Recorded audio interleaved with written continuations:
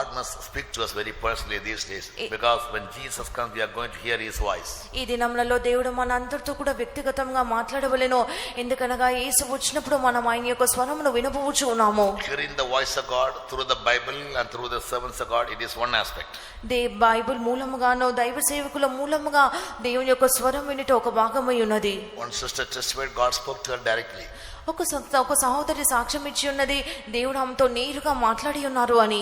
Instead of receiving God's word through the second person or the third person, better you listen to for the first person itself. That will have more impact. రెండో వ్యక్తిగానో మూడో వ్యక్తిగానో దేవుని యొక్క వ్యక్తి మూలంగానో దేవుని యొక్క స్వరం వినుట కంటేనో నేరుగా దేవుని యొక్క స్వరంలో దేవుని యొక్క మాటలు వినుటను నేర్చుకున్నాము. Pray to God, Lord, you speak to me. ప్రభువా నాతో మాట్లాడుమా నా ప్రార్థించుము. When God called Moses, he said, Lord, I want to see you, so show me your glory. దేవుడు మోషేని పిలిచినప్పుడు ప్రభువా నిన్ను చూడకూరుచున్నాను, నేను నీ యొక్క మహిమను నాకు చూపించుము అని అడిగాను. Yes, that kind of spiritual aspirations we all must have. అటువంటి యొక్క ఆత్మీయ వాంఛలు మనకు ఉండాలి. Don't just continue as a ordinary believer. ఊరికే సాధారణమైన విశ్వాసగా కొనసాగించకుము. Get ready for the coming of the Lord. ప్రభు యొక్క రాకడకు సిద్ధపడుము. Till the Lord comes, we have to live in this world. We have a lot of burdens. We'll do it. ప్రభు వచ్చే వరకు మనం ఈ యొక్క లోకంలో జీవించవలసి ఉన్నది. మనం చేయటకు అనేకమైన కార్యములు ఉన్నవి. But not at the cost of your spiritual death. అయితే మన యొక్క ఆత్మీయ మరణము పొందునట్లుగా మనం ఈ భూలోకంలో జీవించకూడదు. Last week I had to be in 2 local faith homes. గడిచిన వారము నేను 2 లోకల్ ఫెయిత్ హోమ్స్ కి వెళ్ళవలసి వచ్చెను. Early morning I heard somebody speaking to me. ఉదయకాలం ఎవరో ఒకరు నాతో మాట్లాడటను నేను వినగలిగి ఉంటిని. When I was in Ongole, early morning I heard somebody speaking to me, giving me a message about peace. ఉదయకాలం నేను ఒంగోలులో ఉన్నప్పుడు ఎవరో ఒకరు నాతో సమాధానం గురించి మాట్లాడటను నేను వింటిని. I kept on listening. I just hear a voice. Peace is very important. Peace is indispensable. ఎవరో ఒకరు నాతో సమాధానం అని చెప్పుటను నేను వినగలిగి ఉంటిని. I wondered why God speaks to me about peace when there are many other important factors. ఎన్నో ముఖ్యమైన అంశములు ఉండగా ఎందుచేత దేవుడు నాతో ఈ యొక్క సమాధానం గురించి మాట్లాడుచున్నాడని నేను ఆశ్చర్యపడితిని. The other day I was in Naidapeta in the night. Again the same thing. God said perfection.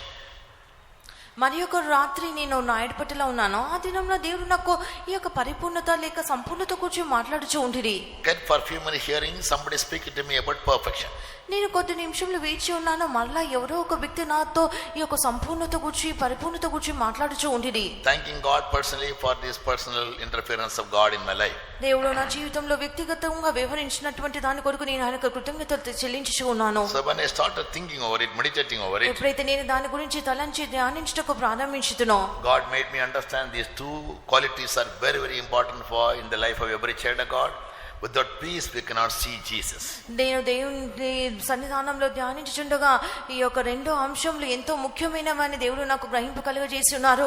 సమాధానం లేకుండా మనం ఆయనను దర్శించలేము. When the Lord will come, we all must be found of him in peace. మన ప్రభువు వచ్చినప్పుడు మనం అందరము కూడా ఆయనను సమాధానంతో దర్శించవలెను. Peace means a life without spot or wrinkle according to Peter. పేతురు చెప్పినట్లుగా సమాధానం అని చెప్పినప్పుడు ఎటువంటి కలంకము మచ్చ లేనటువంటి ఒక జీవితము. 2 Peter 3rd chapter 14th verse. 2 పేతురు 3వ అధ్యాయము 14వ వాక్యము. Beloved, seeing that ye look for such things, be diligent that ye may be found of him in peace, without spot and blameless. 2 పేతురు 3వ అధ్యాయము 14వ వాక్యంలో మనం చదివినప్పుడు వీటి కొరకు మీరు కనిపెట్టువారు గనుక శాంతము గలవారే ఆయన దృష్టి నిష్కలంకులుగానో నిందారహితులుగానో కనబడినట్లు జాగ్రత్త పడుడి. So today I am not going to give you a message on peace. ఈ దినము నేను ఈ యొక్క శాంతము గూర్చి సమాధానం గూర్చి ప్రసంగింపబోటలేదు. Peace has 3 aspects: peace with God, peace with fellow men and peace within self. సమాధానము లేక శాంతం అని చెప్పినప్పుడు 3 భాగములు ఉన్నవి. మనకు సమాధానము, ఇతరులతో సమాధానము, దేవునితో ఒక సమాధానము. Sinless people will have peace. పాపరహితులకే ఇటువంటి ఒక సమాధానం ఉంటును. Those who set all their minds and hearts on the Lord will have peace.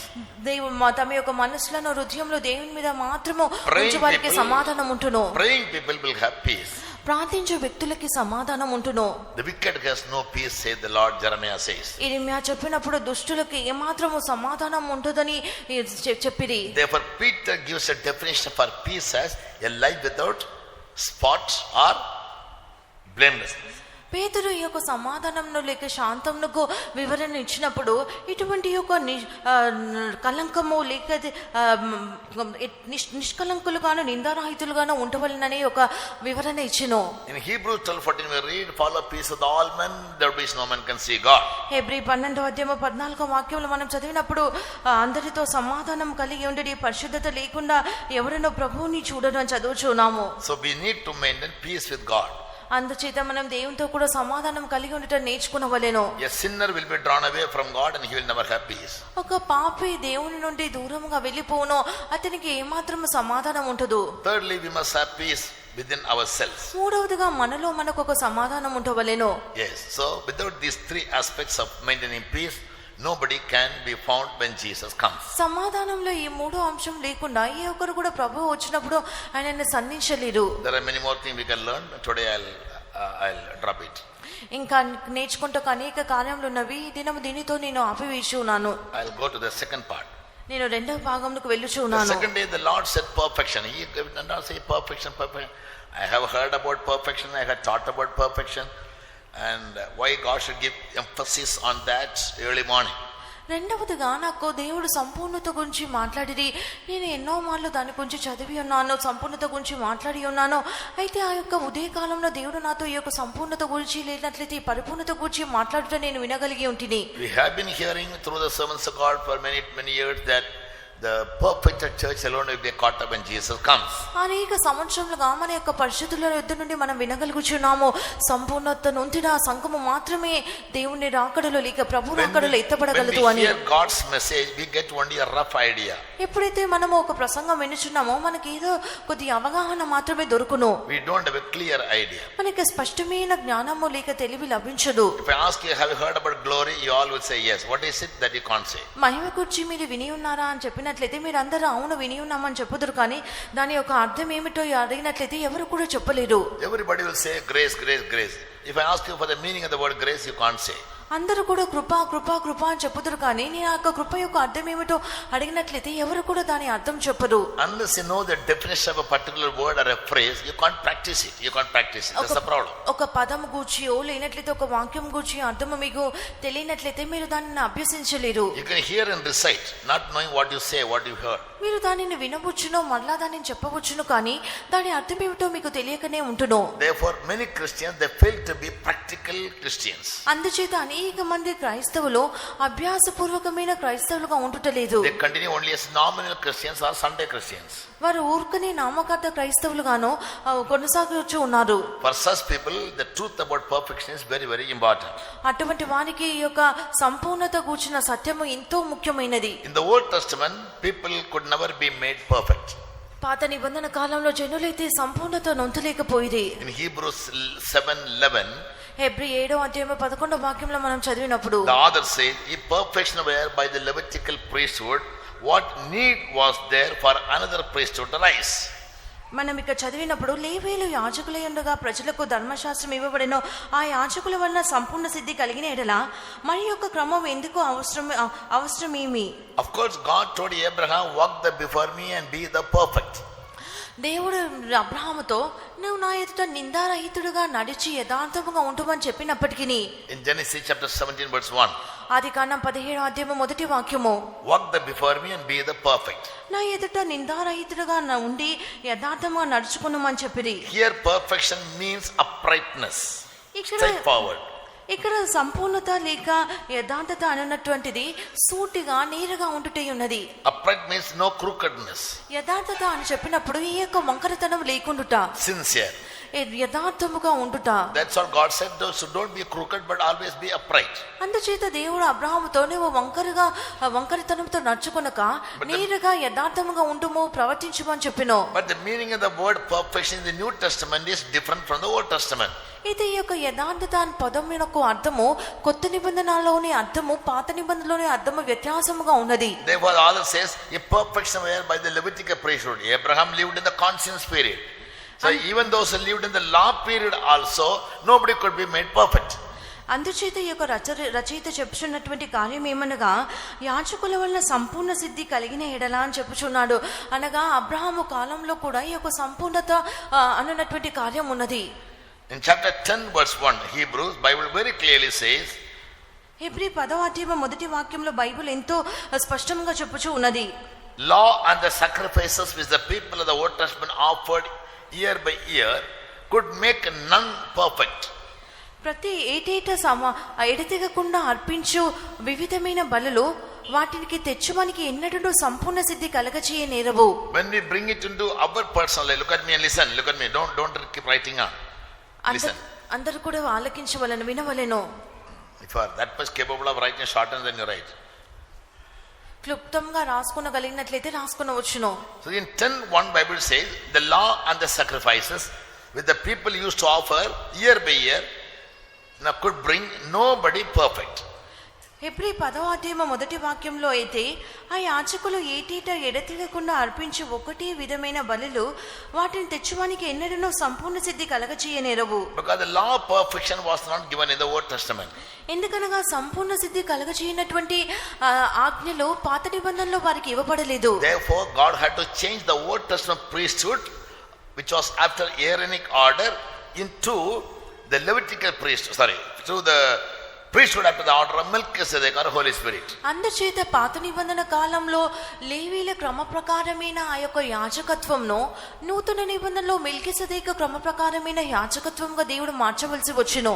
So unless we are made perfect, we cannot be like our master. మన సంపూర్ణత పొందనట్లయితే మన యొక్క యజమానుని వలె మనం ఉండనేరము. In the New Testament Jesus said in Matthew 5:48, మత్తయి సువార్త 5వ అధ్యాయం 45వ వాక్యంలో యేసు ఇలాగూ చెప్పిరి, be ye perfect even as your Father which is in heaven is perfect. మీ పరలోకపు తండ్రి పరిపూర్ణుడు గనుక మీరును పరిపూర్ణులుగా ఉండుడి అని చెప్పిరి. In Tamil, Malayalam and other languages is very clearly mentioned, be ye perfect in all divine characteristics, divine attributes. Tamil తర్జుమాలోను Malayalam తర్జుమాలోను ఎంతో స్పష్టంగా చెప్పబడి ఉన్నది ప్రతి ఒక్క దైవికమైన స్వభావంలో పరిపూర్ణత చెందుము అని. In English that particular phrase is omitted. ఆంగ్లంలో ఆ యొక్క గుర్తింపబడిన వాక్యము తొలగింపబడి ఉన్నది. So the right sense is be perfect in all divine characteristics. సరైన అర్థం ఏమనగా ప్రతి విధమైన దైవికమైన స్వభావంలో పరిపూర్ణులుగా ఉంటుడి. Perfection means పరిపూర్ణత అని చెప్పినప్పుడు a highest degree, ఒక ఉన్నతమైన శ్రేణి, or the greatest accomplishment ఒక గొప్ప సాధన ఉన్నది of anything or a person. ఏదైనా ఒక వ్యక్తి సాధించినటువంటి సాధన, that is called perfection. అది ఒక పరిపూర్ణత ఉన్నది.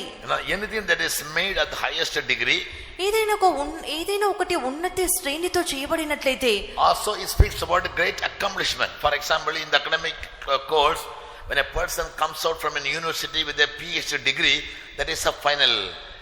Above that he cannot do anything. విద్యార్థులు కూడా మనం చూసినట్లయితే ఒక వ్యక్తి విశ్వవిద్యాలయంలో ఒక PhD పట్టాతో బయటికి వచ్చినట్లయితే అదే ఒక వ్యక్తి సాధించగలిగినటువంటి ఒక ఉన్నతమైన సాధన ఉన్నది. In academic area that's the highest degree. ఆ యొక్క విద్యాభ్యాసంలో ఆ యొక్క భాగంలో అదే అతను సాధించిన ఉన్న గొప్ప సాధన ఉన్నది. He can secure in the degree of philosophy in many subjects. అనేకమైన సబ్జెక్టులలో అతడికి ఆ యొక్క పట్టా పొందుచూ ఉన్నాడు. But more than PhD there is no other level. అయితే PhD కంటే ఉన్నతమైన మరి Doctor of philosophy, that is called as PhD. PhD అని చెప్పినప్పుడు డాక్టర్ ఆఫ్ ఫిలాసఫీ, దానికంటే ఉన్నతమైన సాధన ఇంకేది కూడా ఉండదు. Can be a PhD man in any subject, whether mathematics or physics or science or in anything. ఒక వ్యక్తి అనేకమైన సబ్జెక్టులలో మ్యాథమెటిక్స్ లోనో సైన్స్ లోనో ఏదైనా ఒక భాగంలో PhD ని పొందుకొనగలడు. Even senior actors are given a PhD degree. సినీ యాక్టర్లకు కూడా ఆ యొక్క సినీ నటులకు కూడా ఈ యొక్క PhD పట్టం ఇచ్చుచూ ఉన్నారు. They say it is an art. అది వారి యొక్క కళ అని చెప్పుచూ ఉన్నారు. And they have exceeded వారు దానిలో particular accomplishment. ఆ యొక్క కళలో వారు ఉన్నతమైన సాధనను సాధించిరి. So therefore they are given a PhD. అందుచేత వారికి ఆ యొక్క PhD పట్టాను ఇచ్చుచూ ఉన్నారు. Therefore the definition of a PhD is the highest degree a person can achieve in anything or the greatest accomplishment in any of his courses. అందుచేత ఈ యొక్క PhD అనే పట్టాకు వివరణ ఏమనగా ఒక వ్యక్తి ఒక విభాగంలో సాధించిన ఉన్న అతి గొప్ప సాధన అని చెప్పబడుచు ఉన్నది. Spiritually the only perfect person according to the Bible is God himself. ఆత్మీయంగా బైబిల్ ప్రకారము దేవుడు ఒకడే మిగిలి పరిపూర్ణుడు లేక సంపూర్ణుడు అని చెప్పబడుచు ఉన్నది. God is a great light, in him there is no shadow of darkness. మన దేవుడు గొప్ప వెలుగై ఉన్నారు, ఆయనలో ఎటువంటి ఒక ఎటువంటి ఒక ఛాయలు లేవు, ఎటువంటి ఒక గమనాగమనంలో లేవు. Even in the moon there is a black shadow. చంద్రుడిలో కూడా ఒక నల్లటి ఛాయ ఉన్నది. Therefore Job says even the moon is not pure before God.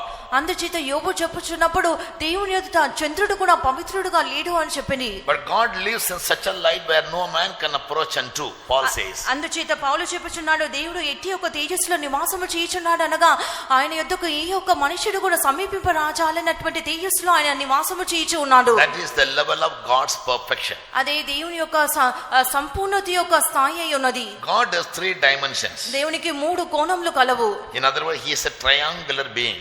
మరి ఒక విధముగా చెప్పవాలంటే ఆయన త్రికోణం కలిగిన వారు, having 3 sides in his being. ఆయనకు 3 కోణములు ఉన్నవి.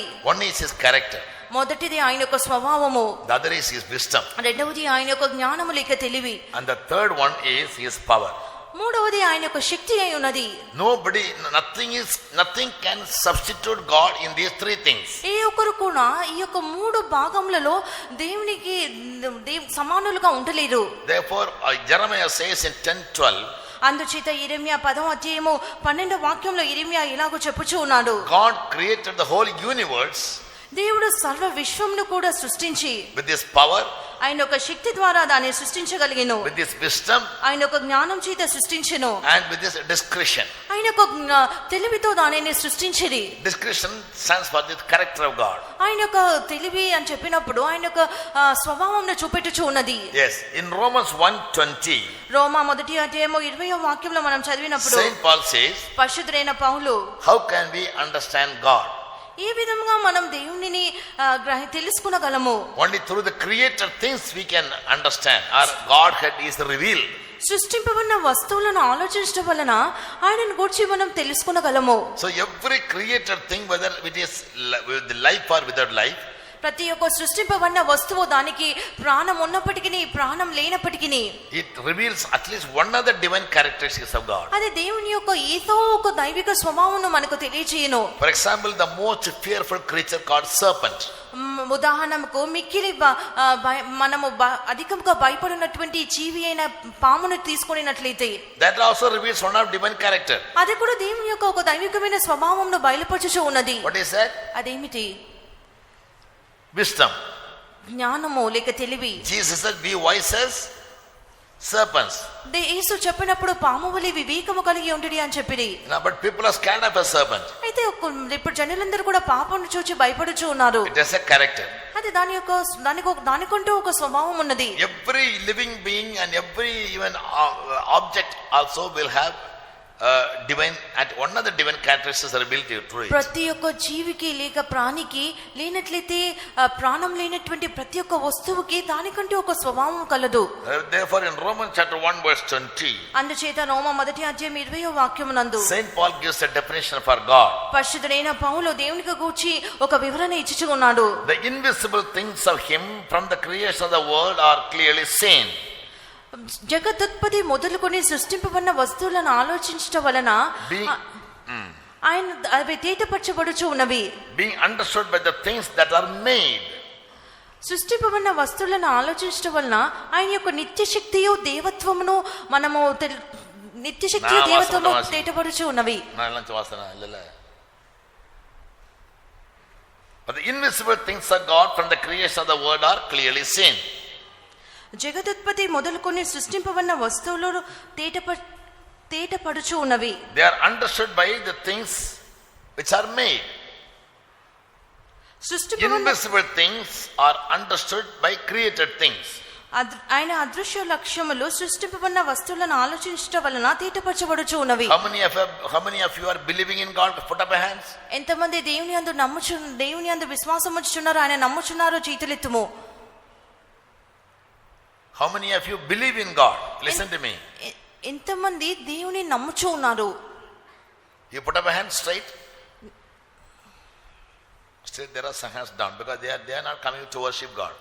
ఇంకనూ కొంతమంది చేతులు ఎత్తలేదు, వారు దేవుని ఆరాధించటకు వచ్చటలేదు. All right. How many of us seen God? Put up your hands. ఎంతమంది దేవుని చూచి ఉన్నారో చేతులెత్తుము. You have seen God. But Bible says nobody can live after seeing God. వారు దేవుని చూచి ఉన్నారు. అయితే బైబిల్ చెప్పుచున్నది ఆయనను చూసిన వారు ఎవరు కూడా సజీవులుగా ఉండలేరు అని. When Moses prayed to God, Lord, show me your glory, he said, no. After seeing me, nobody can live. ఎప్పుడైతే మోషే ప్రభువా నీ మహిమను నాకు చూపించుమని అడిగినప్పుడు దేవుడు అతనితో నా మహిమ చూచిన వారు ఎవరు కూడా సజీవులుగా ఉండలేరు అని చెప్పాను. Which God you saw? ఏ దేవుణ్ణి మీరు చూసిరి? அது தூங்கும்போது ஒரு வெள்ளை தாடி வச்சவள வந்தாரோ, வெள்ளை ட்ரெஸ் போட்டு పెద్దగా గడ్డము పెంచుకొని తెల్లని బట్టలు వేసుకునే వ్యక్తిని మీరు చూసిరా? அப்படியா? In the Old Testament, God used to speak to the people through the angels. పాత నిబంధన కాలంలో దేవుడు దూతల మూలంగా ఆయన జనులతో మాట్లాడిరి. Am I right? But the angels also the people called as God or Lord. అయితే దూతలను కూడా జనులు ప్రభువుగానో దేవునిగానో పిలిచిరి. Nobody can see God. ఏ ఒక్కరు కూడా దేవునిని Nobody చూడలేరు. has seen God. ఏ ఒక్కరు కూడా ఆయనను చూడలేదు. They have seen him only as a shadow. ఏదో ఒక ఛాయగానే వారు చూసిరి. Only his servants will go to Zion will be able to see God. Nobody else before that. ఆయన సేవకులు మాత్రమే సియోనుకు వెళ్ళిన పిమ్మట ఆయనను చూచుచూ సేవించుదురు. మరి ఏ ఒక్కరు కూడా ఆయనను చూడలేరు. Revelation 22:5 says, his servants will see his face and serve him. Others cannot.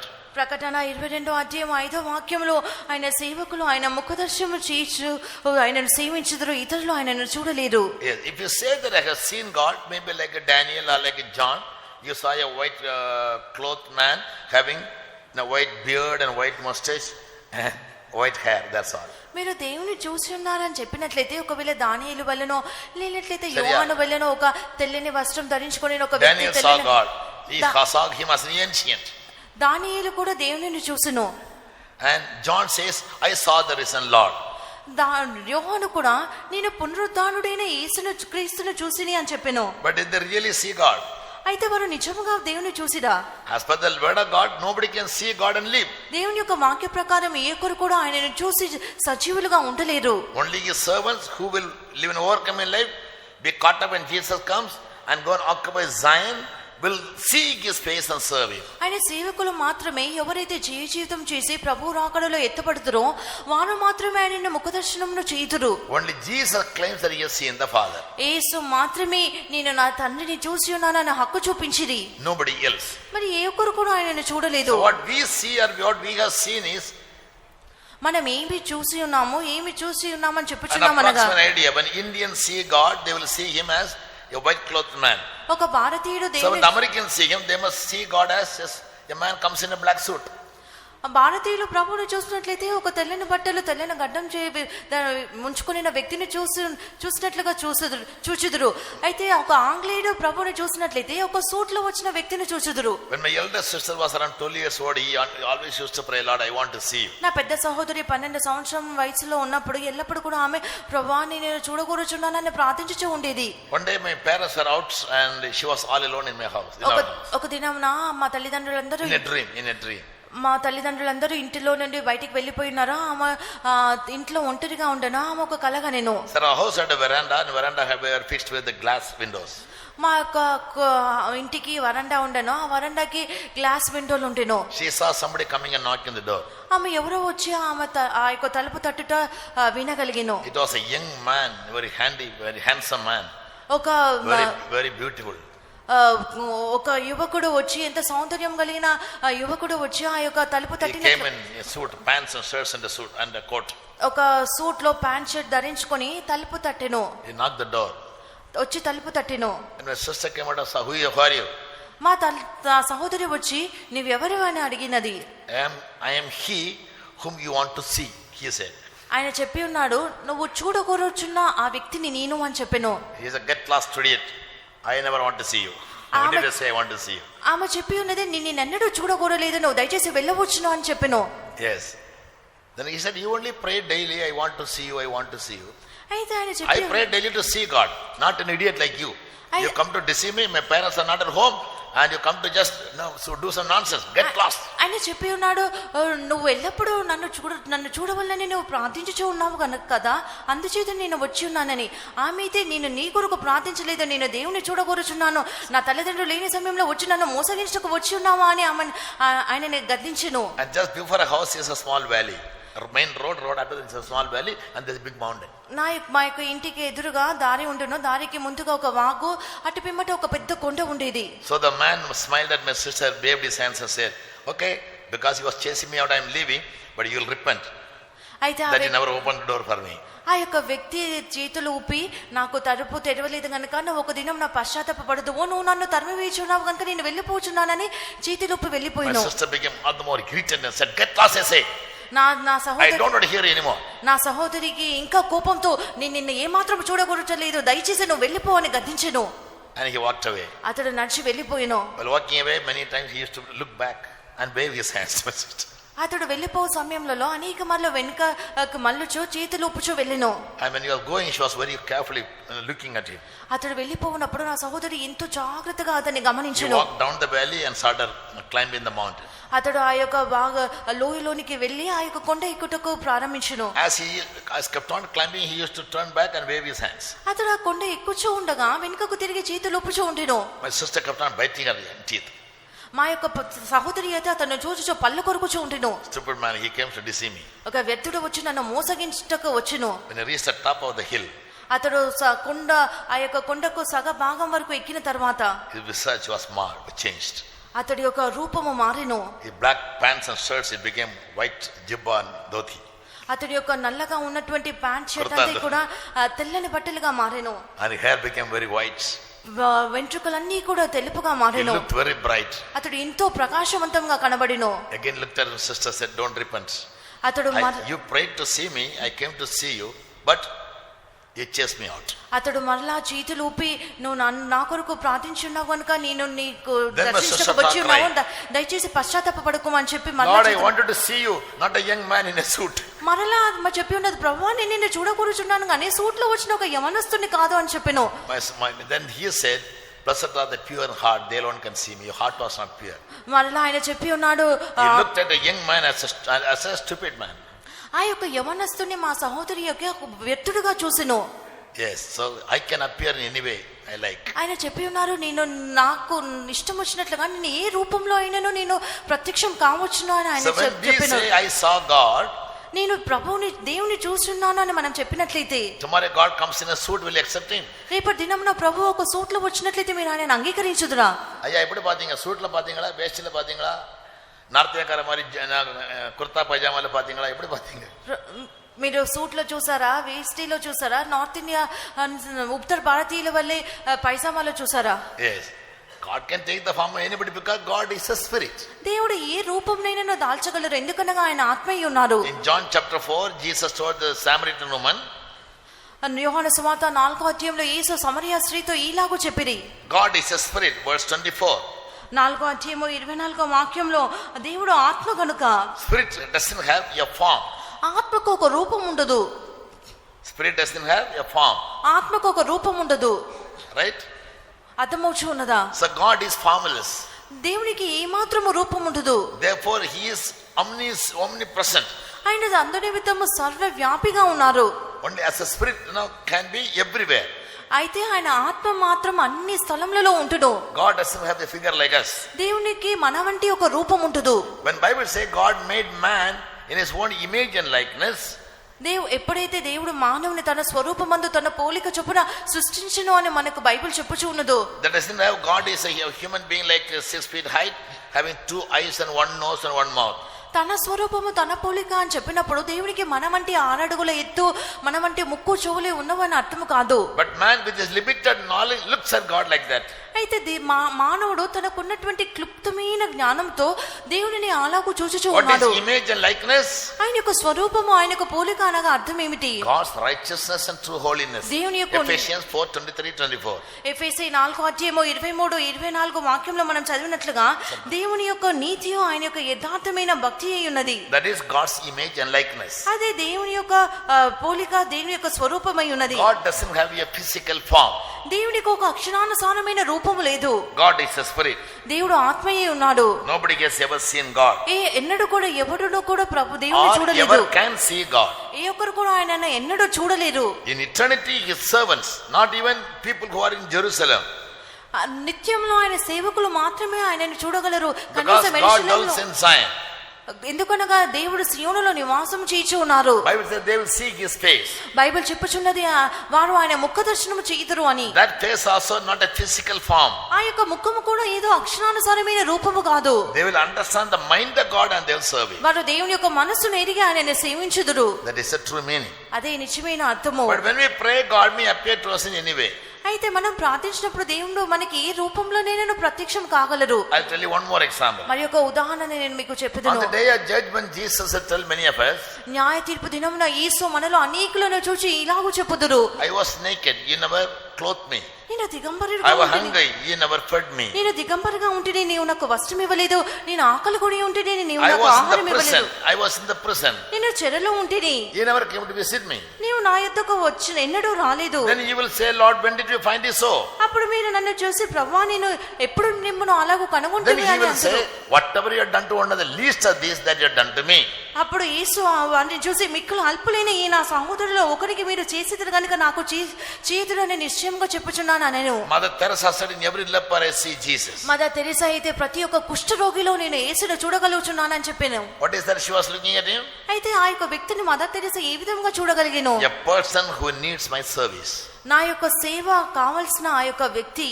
About Jesus, Bible says he is a good Samaritan. యేసు గూర్చి బైబిల్ చెప్పుచున్నది అతని యొక్క మంచి సమరయుడు అని. ఎందుచేత Good Samaritan rendered a helping hand to a person who was in danger of life. మంచి సమరయుడు కొర ప్రాణంతో ఉన్నటువంటి ఒక వ్యక్తికి సహాయం చేయగలిగిను. Therefore, by Romans, Paul says, అందుచేత రోమీయులకు పరిశుద్ధుడైన పౌలు ఇలాగూ God is చెప్పుచున్నాడు, invisible, దేవుడు అదృశ్యుడు గనుక but through the creation he reveals himself. అయితే సృష్టింపబడిన వస్తువుల మూలంగా ఆయన తన్ను తాను నిరూపించుకొనెను. By the things that he had made. ఆయన సృష్టింపబడిన వస్తువుల మూలముగా What does it reveal? ఏది నిరూపించబడుచున్నది, His ఏది eternal బయలుపరచబడుచున్నది? power and Godhead. ఆయన యొక్క నిత్య శక్తియు దేవత్వము బయలుపరచబడుచు ఉన్నది. So only through the created things we can understand God in three dimensions, as I said: సృష్టింపబడిన character, wisdom, and power. సృష్టింపబడిన How do I say that? ఏ విధంగా సృష్టింపబడిన వస్తువుల మూలం Jeremiah 10:12 and 51:15 says, యెరెమయా 10వ అధ్యాయము 12 వాక్యము 50-51 వాక్యంలో మనం చూసినట్లయితే, yes, he created the whole world or universe with the power, with the wisdom, and with this discretion, which otherwise called his character. ఆయన సర్వ యుగమును కూడా ఆయన యొక్క జ్ఞానము, ఆయన యొక్క తెలివి, ఆయన యొక్క శక్తితో సృష్టించెను. But we say we see Jesus, we have seen Jesus. అయితే మనం చెప్పుచున్నాము మనం దేవుని యేసుని చూసి ఉన్నాము అని. Why? ఎందుచేత I must have seen Jesus or God. How he says that?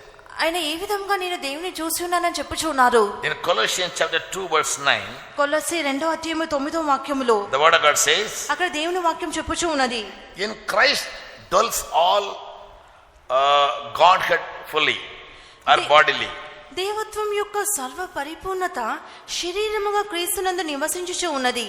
God's fullness of his character, his power and wisdom, everything is revealed through Christ. దేవుని యొక్క స్వభావము, దేవుని యొక్క జ్ఞానము, ఆయన యొక్క సర్వ శక్తి కూడా క్రీస్తునందు బయలుపరచబడుచు ఉన్నది. Christ came into this world taking the form of man. క్రీస్తు మానవుని రూపంలో ఈ లోకమునకు వచ్చింది. Who is Christ? ఎవరు క్రీస్తు? Listen, look at me and listen. Don't be careless. Don't be careless. You come to hear the word of God, no? దేవుని యొక్క వాక్యము వింటకు వచ్చి ఉన్నారు కనుక Listen ఎవరు కూడా carefully. Don't allow the devil నిర్లక్ష్యం to divert your attention. అపవాది మీ యొక్క మనసులను చెరుపుటకు దయచేసి చోటు ఇవ్వకము. Yes. So God is a spirit. దేవుడు ఆత్మ అయి ఉన్నారు. And Jesus also was a spirit. యేసు కూడా ఆత్మగా ఉన్నారు. But he took the form of flesh and came to the world. అయితే ఆయన శరీరధారిగా ఈ యొక్క లోకమునకు వచ్చింది. In him dwells all Godhead fully or in bodily. దైవత్వం యొక్క సర్వ పరిపూర్ణత శరీరముగా ఆయన యందు ఉన్నది. The artists have drawn a picture of Jesus. ఒక చిత్రకారుడు యేసు యొక్క పటమును చిత్రీకరించవచ్చు. By imagination. ఇది ఊహారూపకమైన ఒక చిత్రము చిత్రీకరించవచ్చును. Because Bible says Jesus was wearing a full robe without sewn or without being it's not been sewn. అందుచే From head to foot is one robe. ఎందుకనగా Bible అన్నటువంటిది ఏ కుట్టు లేనటువంటి నిలువు టొంగిని యేసు ధరించి ఉన్నారని మనకు తెలియజేసి ఉన్నది కనుక. If you go to Arabian countries, you can see the Arabs. మీరు అరేబియా దేశంలోకి వెళ్ళినట్లయితే మీరు అరేబియాలను They put on a చూడగలరు. white robe from neck to foot. వారు ఒక తెల్లని నిలువు టంగిని భుజం నుండి కింది వరకు వేసుకుంటారు. Secondly, the artists they draw Jesus with a beard and mustache. Also long hair. రెండవదిగా ఈ చిత్రకారులు పెద్ద గడ్డముతోని పొడవైన వెంట్రుకలతోని యేసుని చిత్రీకరించదురు. ఎందుచేత It is imagery but based on the word of God. అది ఒక ఊహ అయినప్పటికీ కూడా అది వాక్యాధారంతో ఉన్నది. Because David says that they plucked my hair. ఎందుకనగా దావీదు చెప్పుచున్నారు వారు నా యొక్క వెంట్రుకలను They pulled my beard. They pulled my beard. నా యొక్క గడ్డమును వారి లాగిరి అని. So the artists imagine that Jesus must be having a beard and long hair also. అందుచేత ఈ యొక్క చిత్రకారుడు యేసుకు ఒక గడ్డము వెంట్రుక పొడిగిన వెంట్రుకలు ఉన్నవని ఊహించెను. That is point 1. అదే మొదటి అంశము. Secondly, రెండవదిగా Jesus was a Nazarite. యేసు ఒక నజరేయుడు. Yes, though Bible says that now he was Jesus Nazarene. ఆయన నజరేయుడైన యేసు అని బైబిల్ చెప్పినప్పటికీ That means he was from Nazareth. He was from Nazareth. ఆయన నజరేతు అనే ఒక ఊరు నుండి వచ్చినటువంటి వారిగా ఉన్నారు. Though born in Bethlehem, ఆయన బెత్లెహేంలో జన్మించినప్పటికీ as counseled by the angel, he took the child to Nazareth. దూత యొక్క ఆలోచన ప్రకారంగా ఆ యొక్క బాలుడిని వారు నజరేతుకి కొనిపోయిరి. So he was brought up there. ఆయన ఆ యొక్క నజరేతు అనే ఊరిలో There పెంచబడిను. are many Tamilians for years living in Tirupati. అనేక మంది తమిళియన్లు ఈ యొక్క తిరుపతిలో అనేక సంవత్సరములుగా నివాసం చేయించి ఉన్నారు. I find it very difficult to understand whether they are really Tamilians or they are Telugus or Andhra people. వారు నిజంగా తెలుగు వారా లేక తమిళ వారా అని అర్థం చేసుకుంటే నాకు ఎంతో కష్టముగా ఉన్నది. Am I right? So somebody asks you, where are you from? What will you say? I am from Tirupati. ఎవరైనా ఒకరు మీరు ఎక్కడి నుండి వచ్చి ఉన్నారని అడిగినట్లయితే మీరు ఏమి చెప్పుతారు? నేను తిరుపతి నుండి వచ్చిందని చెప్పుతారు కదా. Why you have become a citizen of Tirupati now? ఎందుకనగా మీరు తిరుపతి పట్టణం యొక్క పౌరునిగా మీరు మారి ఉన్నారు. Christ was in Nazareth growing. క్రీస్తు కూడా అదే విధంగా నజరేతులో ఉన్నప్పుడు He was called Jesus of Nazareth. ఆయన నజరే వాడైన యేసు అని పిలువబడెను. But the artist thought చిత్రకారుడు he was a Nazarite. చిత్రకారుడు కూడా అతడు యొక్క నజరేయుడు అని ఊహించెను. Nazarites, according to Deuteronomy 6 chapter, Nazarites should not chop their hair. ద్వితీయోపదేశ కాండంలో మనం చదివినట్లుగా నజరేయులు ఏ ఒక్కరు కూడా వారి యొక్క వెంట్రుకలను కత్తిరించకూడదు. Samson was a Nazarite and he was not supposed to chop off his hair. సంసోను కూడా ఒక నాచీరుగా ఉన్నందున అతని యొక్క వెంట్రుకలను అతడు కత్తిరించకూడదు. But in Jesus' case he was not a Nazarite, but he was from Nazareth. అయితే యేసు నాచీరు చేయబడిన వారు కాదు, కానీ అతడు ఒక నజరేతు అనే ఊరుకు చెందిన వ్యక్తి. When he was hanged on the cross, ఆయన సిలువలో వేలాడినప్పుడు Pilate wrote a superscription. పిలాతు ఈ విధంగా ఒక పైరాత రాసెను. What is it? అదేమిటి? Say, those who seen that. What are written on the cross? ఆ యొక్క సిలువ మీద ఏ పైరాత రాసిది? ఎరా சொல்லுங்க. నజరేయుడైన యేసు. నజరేయుడైన యేసు. அப்படியா? INRI. Good. అதான் எழுதுவாங்க సాధారణమా. What does it mean? INRI. INRI అనగా అర్థం ఏమిటి? INRI. Jesus Nazarene Rex Judean. எழுதி வச்சுக்காங்க பைபிள்ல. నజరేయుడైన యేసు యూదయాలో ఏలుచు ఉన్నాడు. Jesus Nazarene Rex Judean. Rex REX. நீ சொல்லணும், நான் சொல்றேன். Jesus in the original English, ఆంగ్ల భాషలో మనం చూసినట్లయితే the letter J was not used. జే అనే అక్షరము ఉపయోగించరు. In the place of J, it was replaced by the letter called I. జే అనే పదం యొద్ద ఐ అనే అక్షరంను వారు పెట్టుచూ ఉన్నారు. Understand? జే అనే అక్షరం ఎదుట ఐ అనే అక్షరంను పెట్టుచూ ఉన్నారు. So I means J. I అని చెప్పినప్పుడు జీ అని అర్థము. Jesus. Yesu. Jesus. Yesu. Of Nazarene. నజరేతుకు చెందిన యేసు. Rex means king. REX means king. Rex అని చెప్పినప్పుడు రాజు. Judean means Judah. జూడే అని చెప్పినప్పుడు యూదా. So INRI means Jesus Nazarene Rex Judean. నజరేయుడైన యేసు యూదులకు రాజు అని అర్థము. So Jesus was not a Nazarite, but he was only from Nazareth. యేసు నాజీరుడు కాదు కానీ ఆయన నజరేతు ఊరికి చెందినవాడు. Therefore even some people when they pray they say, oh Jesus of Nazareth, listen to me. అందుచేత కొంతమంది ప్రార్థించినప్పుడు నజరేయుడైన యేసు ఆలకించుము అని So ప్రార్థించుదురు. people called him in various titles. అందుచేత జనులు అనేకమైన బిరుదులతో ఆయనను పిలిచిరి. Bartimaeus the blind man, he called him as son of David. ఒక గ్రుడ్డివాడు కూడా దావీదు కుమారుడా అని పిలిచెను. There was a man called Bartimaeus. బర్తిమేయు అనే ఒక గ్రుడ్డివాడు కూడా నజరేయుడైన దావీదు కుమారుడా అని మొరపెట్టెను. When he saw Jesus, he said, అతడు యేసును son of David, have mercy on me. అతడు యేసుని చూసినప్పుడు దావీదు కుమారుడా నా మీద నన్ను కరుణించుము అని వెలిగి Somebody used తీర్చెను. to give him title as Jesus of Nazareth మరి కొందరైతే నజరేయుడైన యేసు అని పిలుచుదురు. because you were brought up in Nazareth. ఎందుకనగా ఆయన నజరేతు అన్న ఊర్లో పెంచబడి ఉన్నందున Only he has revealed God. ఆయన మాత్రమే యేసుని బయలుపరిచిరి. Therefore Jesus, he that has seen me has seen the Father. అందుచేత యేసు నన్ను చూచిన వాడు నా తండ్రిని చూసి ఉన్నాడు అని చెప్పెను. So we also have an imagination about God that he has eyes and nose and mouth and ears. Therefore we say, Lord, when he open your ears and hear me, Lord, we say. మనకు కూడా ఒక ఊహ ఉన్నది, యేసుకి కళ్ళున్నవి చెవులున్నవి, ఆయన వినగలరు చూడగలరు మాట్లాడగలరు అని. Because we have an imagination about God that he also is one like us. మనకు కూడా ఒక ఊహ ఉన్నది, యేసు కూడా మన వంటి వారు అని. But psychologically what is said about our eyes and nose? అయితే మన యొక్క కళ్ళ కూర్చియో మన యొక్క చెవుల కూర్చియో తత్వంగా ఏమి చెప్పి ఉన్నారు? என்ன சொல்லப்பட்டிருக்கு? ఏమి చెప్పబడి ఉన్నది? Man is made of మానవుడు ఎలాగో దేని ద్వారా సృష్టింపబడి ఉన్నాడు? 6 senses. 6 జ్ఞానములతో. கேள்விப்பட்டிருக்கீங்களா? విని ఉన్నారా? இப்ப మొదలు கேக்குறீங்களா? లేనట్లయితే ఇప్పుడే వినుచు ఉన్నారా? சொல்லுங்க. Man is made of 6 senses. మానవుడు 6 మూలములతో సృష్టింపబడి ఉన్నాడు. Eyes stand for seeing. Seeing is a sense. కన్నులు ఒక దృష్టిని చూపెట్టుచున్నవి, చూపు ఒక. నోరు to speak. Speaking is a sense. మాట్లాడుటకు నోరు ఇవ్వబడి ఉన్నది. So God is filled with senses. దేవుడు ఇటువంటి కార్యములన్నిటితో కూడా నిండి ఉన్నాడు. Understand? He can see, he can hear. ఆయన చూడగలరు వినగలరు. He doesn't have to have a nose or an ear like us.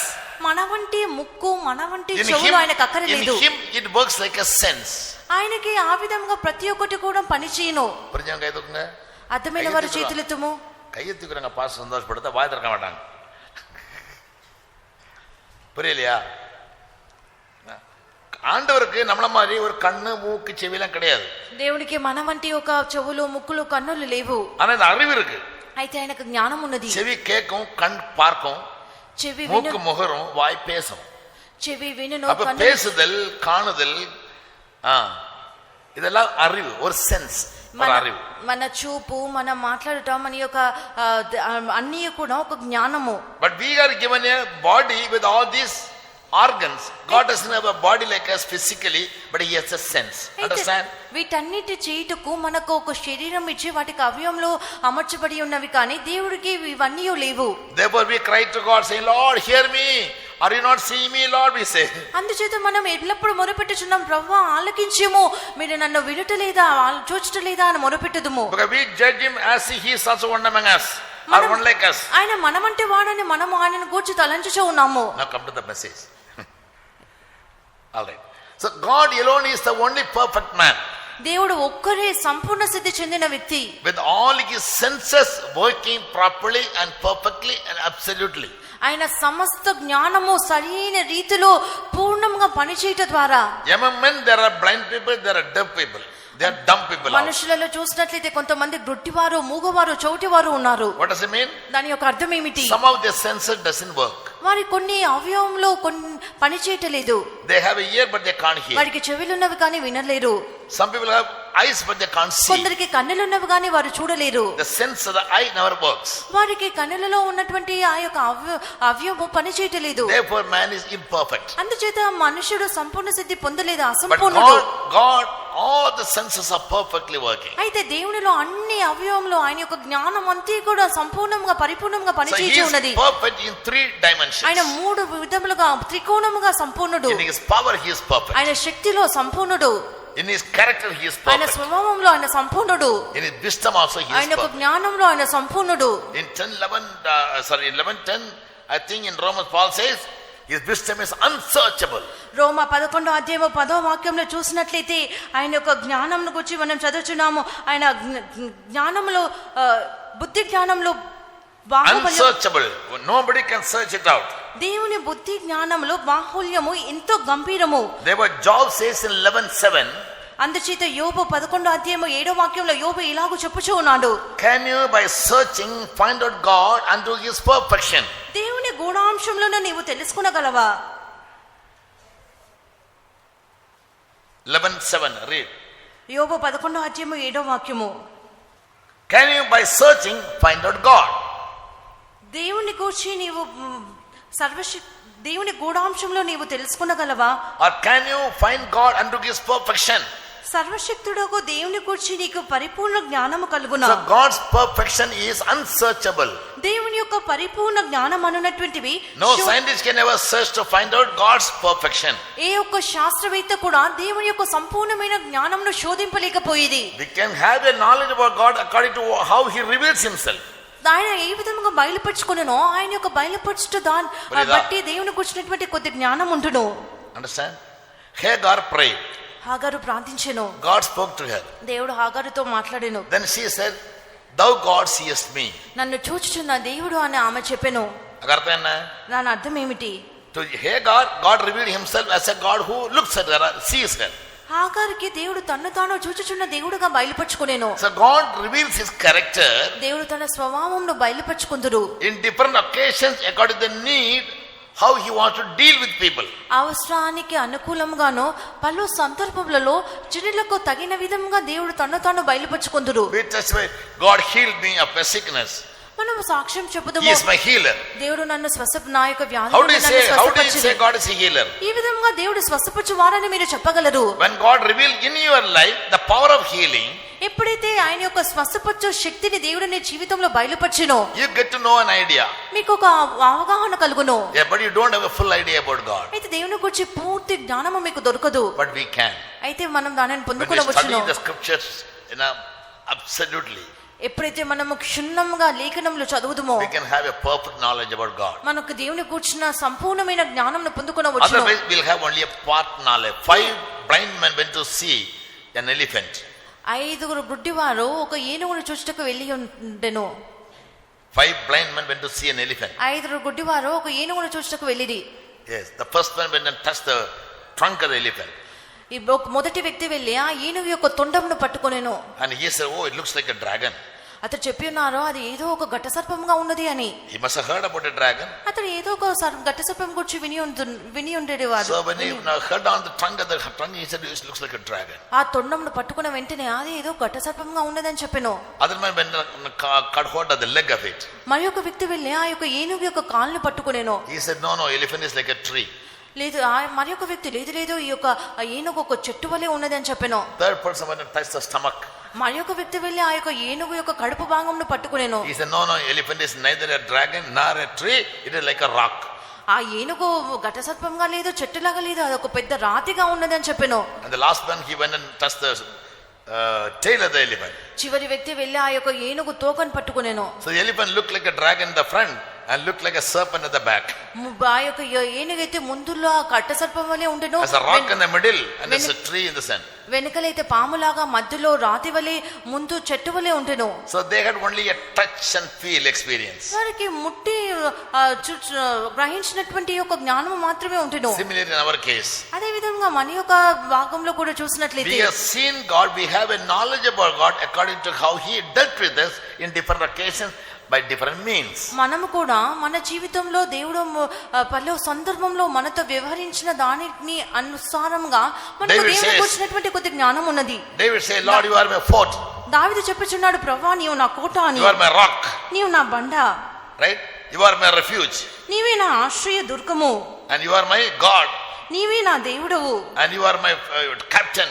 నీవే నా నాయకుడవు. How he addresses God in different titles. ఏ విధంగా దేవునికి పలు విధమైన బిరుదులతో అతడు పిలవగలిగిను. By the way he experienced God's power or God's wisdom or God's character. దేవుని యొక్క శక్తిని, దేవుని యొక్క జ్ఞానంను, ఆయన యొక్క అక్కరను అతడు అనుభవించిన దానిని Lord, you are అనుసారంగా merciful. అతడు పిలవగలిగిను. Lord, you are gracious. ప్రభువా మీరు కనికరం Lord, you are కలవారు, merciful. మీరు కృప కలిగిన వాడవు. How do we say? ఏ విధంగా మీరు అలాగూ We చెప్పగలరు? experience God's character in our way, in our life by some means. ఏదో ఒక విధంగా దేవుని యొక్క స్వభావంను తన యొక్క జీవితంలో అతడు అనుభవించగలిగిను. And Bible says, Jesus said, we must be made perfect like our God. ఈ బైబిల్లో యేసు చెప్పిన దేవుడు ఆయన పరిపూర్ణుడై ఉన్నట్లుగా మనం కూడా పరిపూర్ణులుగా కావాలను అని. So basically there must be a simultaneous and steady growth with the highest degree of attaining God's wisdom, His power and His character. ప్రాథమికంగా మనం దేవుని యొక్క స్వభావంలో, దేవుని యొక్క జ్ఞానంలో, ఆయన యొక్క శక్తిని పొందుకున్నటువంటి పనిలో మనం క్రమముగా ఎదుగుచూ అభివృద్ధి నొందుచూ ఉండాలి. How many of you believe it is possible? అది సాధ్యమని ఎంతమంది విశ్వసించగలరు? So God is perfect. If we can understand Him, దేవుడు సంపూర్ణుడు, మీరు దానిని అర్థం చేసుకున్నట్లయితే, through the created things. సృష్టింపబడిన వస్తువుల మూలముగా. And Jesus says, in Him all fullness of God exists. ఆయన క్రీస్తు మూలముగా సర్వ సంపూర్ణ సిద్ధి కలుగుచూ ఉన్నది అని. Even so, అదే విధముగా in you and me also, మీలోనూ నాలోనూ, who are called to attain the perfection to be like our master, మన యొక్క యజమానుని వలె మనం సంపూర్ణంగా ఉండుటకు పిలువబడిన మనము, God's fullness can exist. ఆయన యొక్క సర్వ పరిపూర్ణత మనలో నివాసము చేయగలదు. Therefore Paul says, don't you know that we are gods? అందుచేత పౌలు చెప్పుచున్నాడు, మనము దైవములమని మీరు ఎరగరా అని. நீங்கள் தேவர் என்று அறியீர்களா అని கேக்குறாரு Paul. మీరు దైవములని మీరు ఎరగరా అని పౌలు అడుగుచున్నాడు. So God's anticipation, expectation from you and me is we must attain that Godhead. దేవుడు మన యొద్ద నుండి ఎదురు చూచినటువంటి కార్యం ఏమనగా ఆ యొక్క దేవత్వంను మనం పొందుకొనవలెనని ఆయన కోరుచూ ఉన్నాడు. Is it possible or no? అది సాధ్యమా కాదా? Yes or no? சொல்லுங்க. అవునా కాదా? సాధ్యమా కాదా? Yes. How? ఎలాగూ సాధ్యమగును? தெரியாம சொல்லுங்க. Yes is good. How? అవును మంచిది. అయితే ఎలాగూ సాధించగలము? Therefore we are anointed by the Holy Ghost. అందుచేతనే మనము అభిషేకం ద్వారా అభిషేకింపబడి ఉన్నాము. Understand? The అర్థమవుతుందా? third person Trinity, or who is in the form of spirit, he came and make his abode in us, or he is dwelling in us. త్రిత్వంలో మూడవ వ్యక్తి ఆత్మగా ఉన్నటువంటి ఆ యొక్క వ్యక్తి మనలో వచ్చి నివాసము చేయుచు ఉన్నారు. For many TPM pastors and believers, anointing means clap your hands, sing, speak in tongues. అనేక మంది టీపీఎం పాస్టర్లకు, విశ్వాసులకు అభిషేకం అంటే ఊరుకనే చప్పట్లు కొట్టి అన్య భాషలో మాట్లాడాలి. People don't understand me and they always they kick back.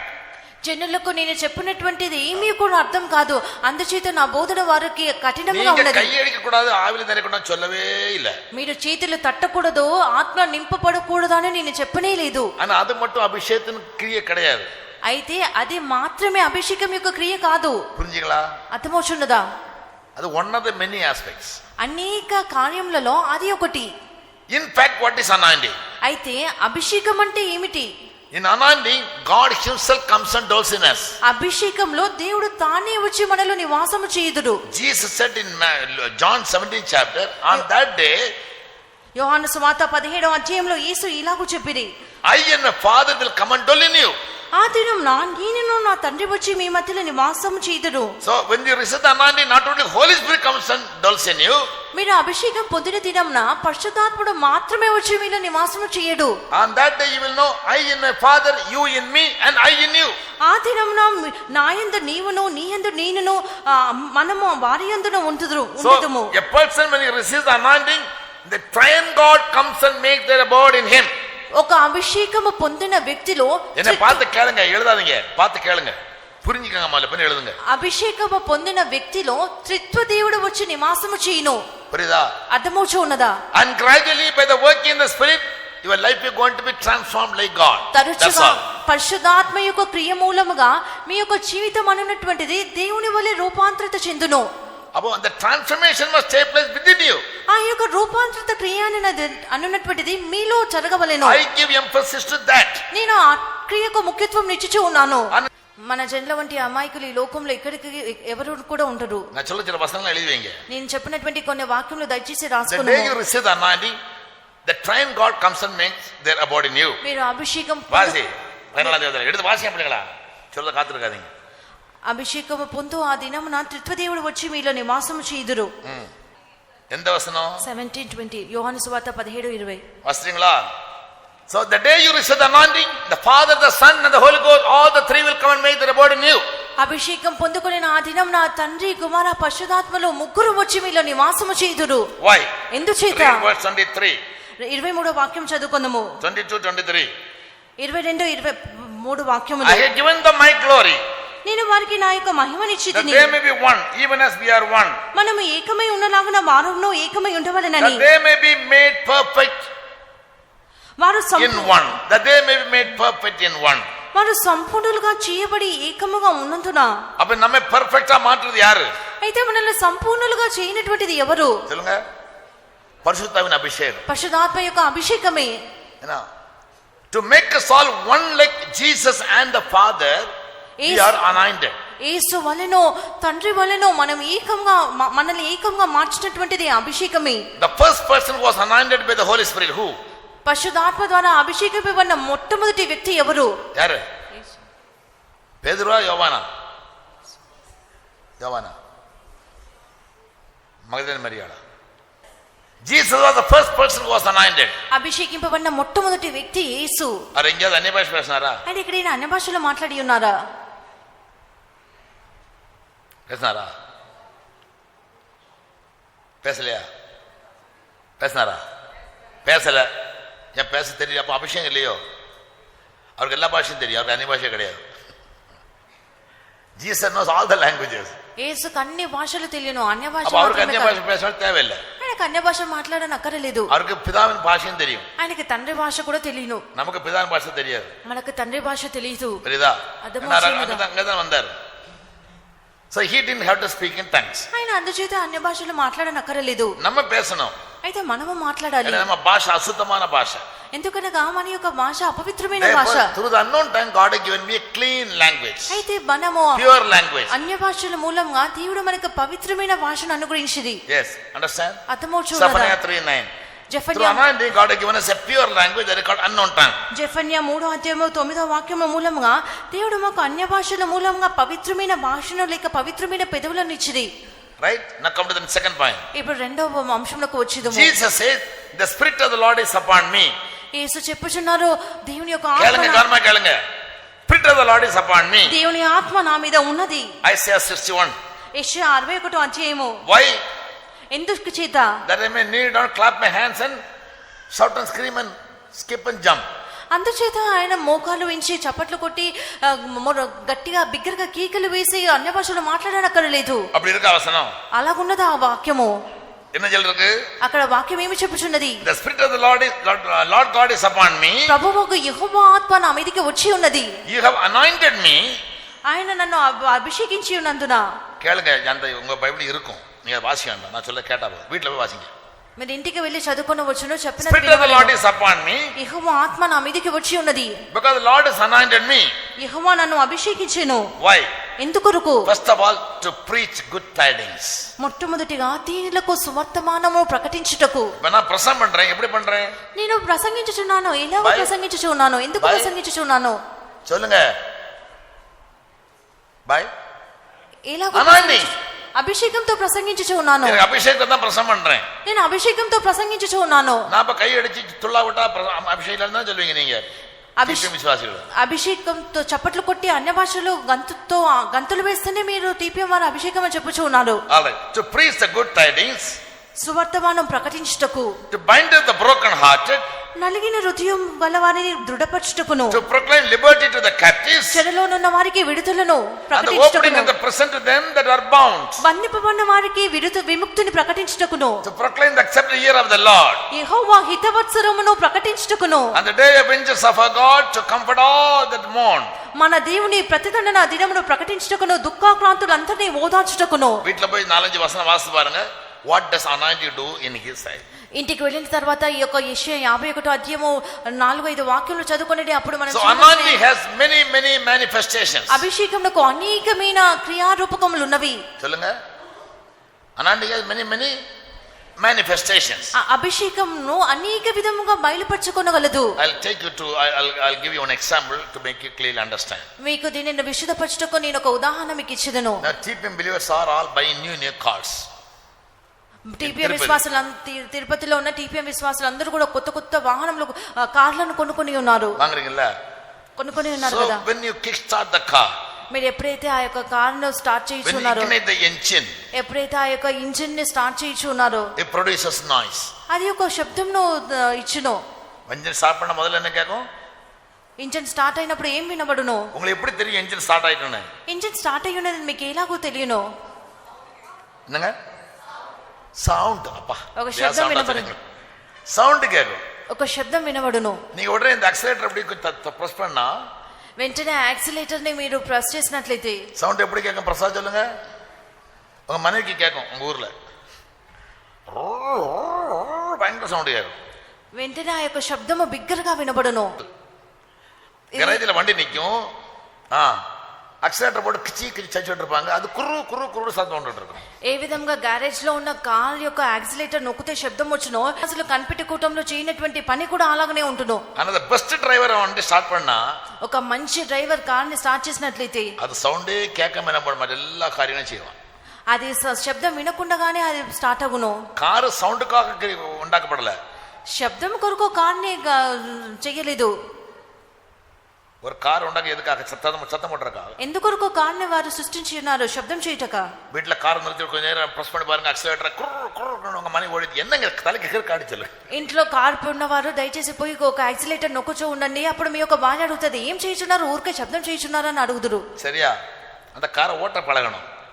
కార్ని నడపటాన్ని నేర్చుకోవాలి. முதல்ல கிளட்ச் அமதிக்கணும், அந்த கியரை மாத்தணும், ஃபர்ஸ்ட்ல நம்ம போடணும். మొదటిగా క్లచ్ ఎక్కడ పట్టుకోవాలి, గేర్ ఎలా మార్చాలి, கொஞ்சம் రిలీజ్ பண்ணி அந்த அளவுக்கு என்ன செய்யணும்? యాక్సిలరేటర్ అప్లై பண்ணணும். క్లచ్ ను కొద్దిగా రిలీజ్ చేసినప్పుడు అంత మేరకు యాక్సిలేటర్ ని ప్రెస్ చేయాలి. அப்பதான் கார் மூவ் ஆகும். అప్పుడే కార్ కదులును. அது டாப் கியர்ல வண்டி போகும்போது సౌండే இருக்காது.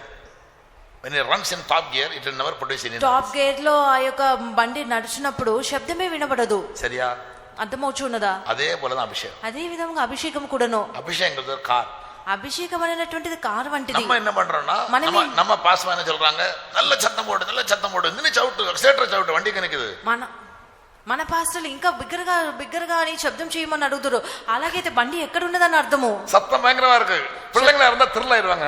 மை డాడీకి బర్డక వాట్ ఆ సౌండ్ ఇట్ ప్రొడ్యూస్ అని చిన్న శబ్దం బిగ్గరగా వినబడినట్లయితే పిల్లలు చాలా సంతోషిస్తారు. మా నాన్నగారు కారు నడుపుచున్నాడు అని. ప్రాయములుగా சொல்லுவாங்க, என்னடா கிறுக்கேன் வண்டி வெங்கட்டுக்கு சத்தம் போடுறாங்க, வண்டி ஓட்ட தெரியாது அவனுக்கு. పక్కనున్న వాళ్ళైతే ఏంటి పిచ్చాయన బండి నడపకుండా అక్కడే శబ్దం చేయుచున్నాడు అని అడుగుదురు. ఇదా వ్యత్యాసం. అర్థమవుచున్నదా ఈ యొక్క వ్యత్యాసము? அப்ப అభిషేకం உங்களை நடத்தும். అభిషేకం మిమ్మల్ని నడిపించును. He will guide. అని మిమ్మల్ని He will lead. అని మిమ్మల్ని నడిపించి He will carry you forward. అని మిమ్మల్ని ముందుగా నడిపించును. நிறைய கிரியைகள் இருக்கு. అభిషేకం కనీకమైన క్రియలు ఉన్నవి. பிரசன்னம் பண்றதுக்கு, கட்டுகளை அழிக்கிறதுக்காக, சுதந்திரம் கொடுக்கும்படியாக நிறைய కార్యములు అభిషేకం మూలమా చేయమంటారు. అభిషేకం మూలంగా మనం చేయవలసిన అనేక కార్యములను ఇక్కడ యేసు చెప్పుచున్నారు. నలిగిన హృదయములను దృఢపరచుటకు, బంధింపబడిన వారికి విముక్తి ప్రకటించుటకు, దుఃఖాక్రాంతులను ఓదార్చినటువంటి అనేకమైన క్రియలు ఉన్నాయి. యెషయా 11వ అధ్యాయం 2వ వాక్యంకి మనం వచ్చినట్లయితే అక్కడ ఏమి చదువుచున్నాము? దేవుడు ఆవియానవర్, దేవుడు యెహోవా ఆత్మ, జ్ఞానத்தின் ஆவி, వివేకத்தின் ఆవి, அறிவின் ஆவி, புத்தியின் ஆவி, పరాక్రమத்தின் ఆవి, దైవத்தின் ఆవి. జ్ఞాన వివేకములకు ఆధారమగు ఆత్మ, ఆలోచన బలములకు ఆధారమగు ఆత్మ இருக்கா? ఉన్నదా? వాసింగ.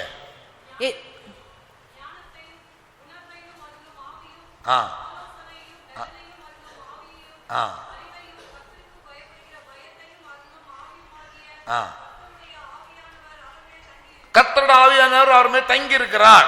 యెహోవా ఆత్మ అతని మీద నిలుచును. இது another manifestation of the spirit. ఇది ఆత్మ యొక్క మరి యొక్క విధంగా బయలుపరచబడినటువంటి విధము. அப்போ அறிவு, புத்தி, ஞானம், விவேகம், பராக்கிரமம். பராக்கிரமம்னா பவர். அறிவு, புத்தி, ஞானம்னா ஞானம். It reveals God's character. జ్ఞానము, వివేకము, ఆలోచన ఇవన్నీ కూడా ఆయన యొక్క జ్ఞానములు బలమును చెప్పినప్పుడు ఆయన యొక్క శక్తి అయి ఉన్నది. Fear of God is character. యెహోవా యెడల భయభక్తులు అనేటువంటిది స్వభావమై ఉన్నది. So anointing the triune God come and make their abode in us. అభిషేకము మూలంగా త్రిత్వ దేవుడు వచ్చి మనలో నివాసము చేయుదురు. Wisdom, జ్ఞానము, power, శక్తి and character. స్వభావము. In coming to Romans 5:5, రోమ 5వ అధ్యాయము 5వ వాక్యంకు మనం వచ్చినప్పుడు by the anointing of the Holy Spirit, పరిశుద్ధాత్మ యొక్క అభిషేకము మూలముగా the love of God has been shed abroad in our heart. పరిశుద్ధాత్మ యొక్క అభిషేకము దేవుని యొక్క ప్రేమ మన హృదయంలో కుమ్మరింపబడుచు ఉన్నది. What is love? ప్రేమ అనగా ఏమిటి? That is God. God is love.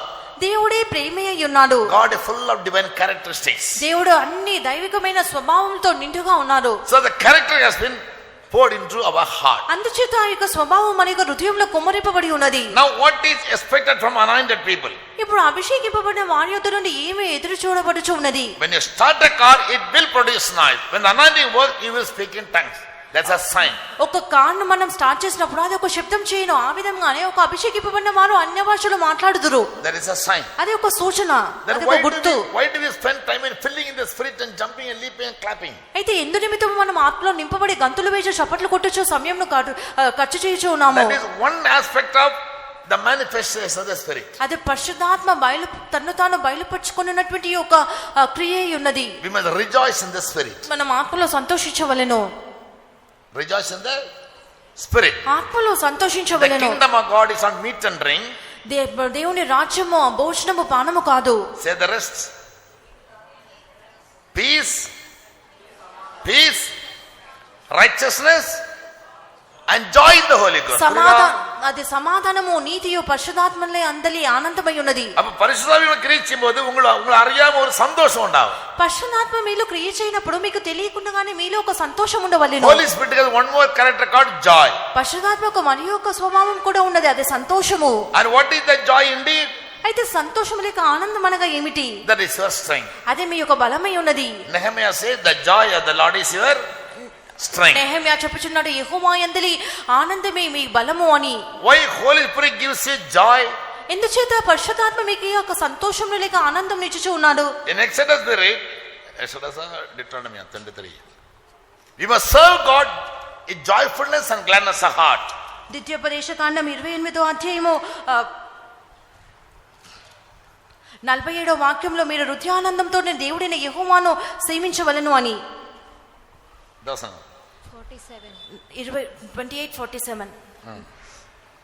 ద్వితీయోపదేశకాండం 28:47. So we must serve God joyfully and with gladness. సంతోషంతోనూ హృదయానందంతోనూ మనం దేవుడైన యెహోవాను సేవించవలెను. கேக்குறீங்களா எல்லாரும்? అందరూ వినుచూ ఉన్నారా? நீங்க ஆராதனைக்கு வரும்போது మీరు ఆరాధనకు వచ్చినప్పుడు ஆவில இருந்து சந்தோஷிக்கிறீங்க. ఎంతో ఆత్మలో నింపబడి సంతోషించుచూ ఉన్నారు. ஏன் உங்களுக்கு சான்ஸ் கொடுக்கறோம்? ఎందుకు మీకు ఆ సమయం ఇచ్చుచూ ఉన్నాము? சொல்லுங்க. To serve God joyfully. సంతోషంతో హృదయానందంతో దేవుని సేవించే నిమిత్తము. anointing இருந்தா అభిషేకం ఉన్నట్లయితే even the sufferings will be joyful. మీ యొక్క శ్రమలు కూడా మీకు సంతోషకంగా ఉంటును. Paul says, పౌలు చెప్పుచున్నాడు, rejoice in all our sufferings. శ్రమలన్నిట్లలో కూడా సంతోషించుము అని. புரியுதா? அதுக்கு அபிஷேகம் வேணும். దానికి అభిషేకం కావలెను. அந்த அபிஷேகத்துக்கு சந்தோஷம் இருந்தா எந்த உபத்திரத்திலும் சந்தோஷமா இருப்பீங்க. అభిషేకం యొక్క సంతోషం మీకు ఉన్నట్లయితే ప్రతి విధములైన శ్రమలలో కూడా మీరు సంతోషించగలరు. anointing இருந்தா you will never say an excuse. అభిషేకం ఉన్నట్లయితే ఎవరు కూడా సాకుపోకులు చెప్పరు. Last week for 2 days I was almost collapsed. I don't know why, how it happened. పోయిన వారం నేను 2 దినములు పడిపోయినట్లుగా నాకుంటేనో నాకు ఎందుకు అలాగ జరిగి ఉన్నదో నాకే తెలియలేదు. But I had to go to Ongole.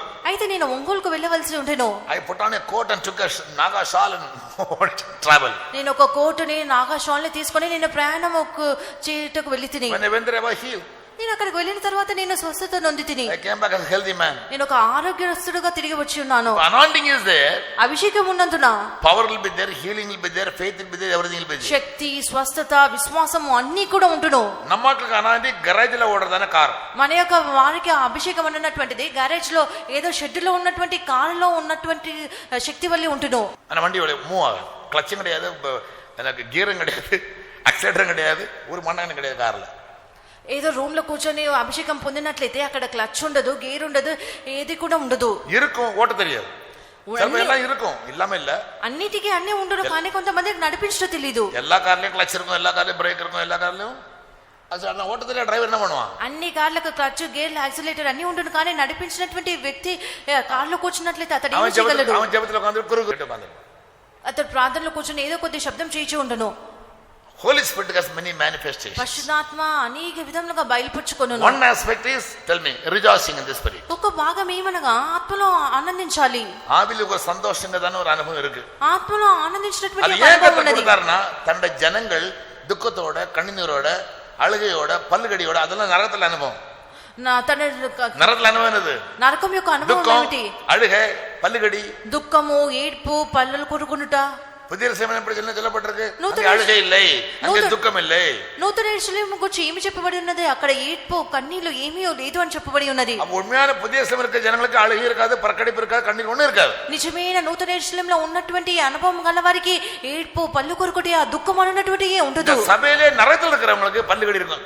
ఈ యొక్క సంఘంలోనే నరకంలో ఉన్నటువంటి అనుభవం గల వారికి కన్నీరు வந்துரும், వెంటనే కన్నీళ్లు పెట్టుదురు, వెంటనే దుఃఖం ఉండును. இதெல்லாம் சேர்ந்துரும்போது வியாதி வந்துரும். ఇవన్నిటికి మనం సమయం వచ్చినప్పుడు వ్యాధి వచ్చును, అటు పిమ్మట బలహీనత వచ్చును, అటు పిమ్మట అధైర్యం వచ్చును, ఆవిలి చెత్తం పోయిరు, అటు తర్వాత ఆత్మలో వాళ్ళు నశించిపోదురు. அதனால தேசத்துல முதல்ல அபிஷேகத்தை புதுக்கணும் சொல்றோம். అందుచేత మనం దేవుని యొక్క సన్నిధానంకు వచ్చినప్పుడల్లా ఆత్మను నూతన పరచుకునే వాళ్ళని చెప్పబడి ఉన్నది. இந்த సత్యం పురుషం కైతున్న, ఈ సత్యం అర్థమైన వారందరూ చేతులెత్తుము. உண்மையாகவே నిజముగా புரியுதா?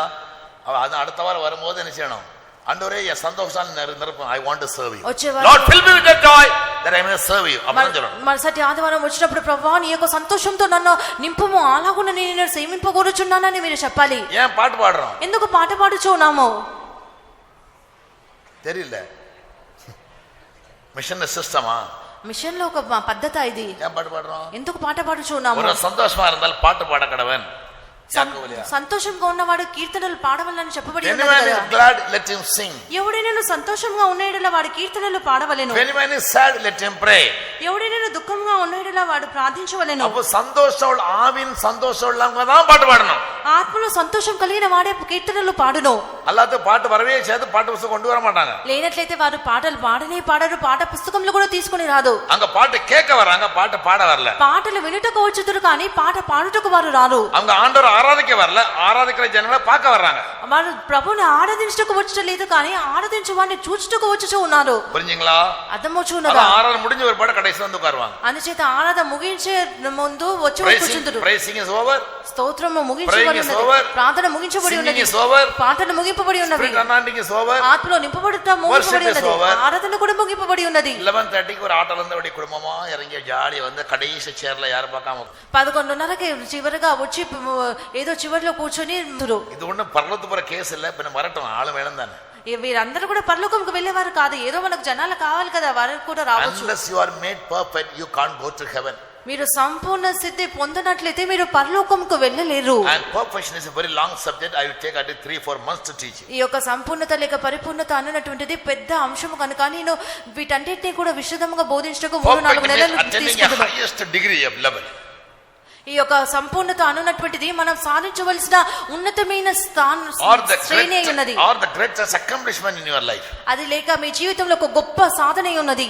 And God is the only person who is perfect. దేవుడు ఒకే ఒకరు సంపూర్ణత సిద్ధి గలవారు. Perfect in 3 things. 3 అంశములలో ఆయన సంపూర్ణ సిద్ధి పొందిది. In his all his characteristics. ఆయన యొక్క స్వభావములన్నిటిలోనూ. Unsearchable wisdom.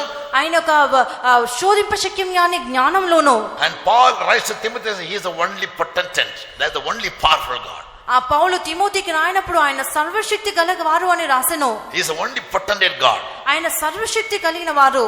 Only ని Chenna no substitute. no comparison. ఆయన మాత్రమే సర్వశక్తి గలవారు అని చెప్పినప్పుడు ఆయన వంటి మరొకరు లేరు అని అర్థము. But God's plan is he wants to make man also one among them. ఆ దేవుని యొక్క ఉద్దేశం ఏమనగా మానవుడు కూడా ఆయన వంటి ఒకరుగా మారవలనని దేవుని యొక్క ఉద్దేశమై ఉన్నది. God wants to make man like one of the triune God. దేవుడు మానవుడు కూడా త్రిత్వంలో ఒక్కటి వలె మారవాలని Therefore, కోరుచున్నాడు. through the anointing, the triune God came and make their abode in our life, in our అందుచేత soul. అభిషేక మూలంగా త్రిత్వ దేవుడు వచ్చి మనలో నివాసము చేయుచు ఉన్నారు. And they want to guide us. ఆయన వారు మనల్ని నడిపింప కోరుచున్నారు. They want to transform our life gradually. వారు మన జీవితంని తరచుగా రూపాంతరపరచ కోరుచున్నారు. Now, take 1 liter milk 1 litre పాలను తీసుకున్నట్లయితే and 1 spoon curd. 1 స్పూను పెరుగు తీసుకున్నట్లయితే Mix and keep it in a bottle. ఆ యొక్క పెరుగు పాలతో కలిపి ఒక బాటిల్లో పెట్టి ఉంచినప్పుడు Next morning when you see that, ఉదయకాలం రేపటి ఉదయకాలంలో మనం చూసినట్లయితే ఏమి జరుగును? சொல்லுங்க sister சொல்லுங்க. அஞ்சு curd-ஆ?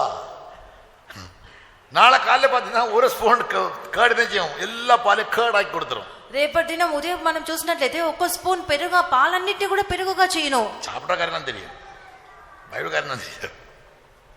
Similarly, అదే విధంగా anointing అభిషేకము can make your entire life like curd. మీ జీవితం అంతటిని కూడా పెరుగు వలె మార్చగలదు. புரியுதா? అర్థమవుచు ఉన్నదా? ఇదే conversion or the work of transformation. ఇది ఒక రూపాంతర క్రియ అని చెప్పబడుచు ఉన్నది. Milk is converted into சத்தம் சொல்லுங்க curd. పాలు పెరుగుగా మారుచు ఉన్నది. Then when you start churning the curd, ఎప్పుడైతే మీరు ఈ యొక్క పాలని చిలకరింతురో, இப்ப யாரும் செய்யறதில்ல, ஏன்னா எல்லாம் ரெடிமேட் அவைலபிள். சோம்பேறிகள்ல இப்ப எல்லாமே சோம்பேறிகள், எல்லாம் ரெடிமேட் கடையில போகும். கொஞ்சம் கேடு கூட கேடு வந்துடும், பால் கூட பால் வந்துடும், நெய் கூட நெய் வந்துடும். பழைய காலத்துல எல்லாம் வீட்டை உருவாக்குவாங்க பெண்கள், பிஸியா இருப்பாங்க, ஞானிகளா இருந்தாங்க, ஆரோக்கியத்தோடு இருந்தாங்க. நாங்க அம்மாலாம் பார்த்தோம்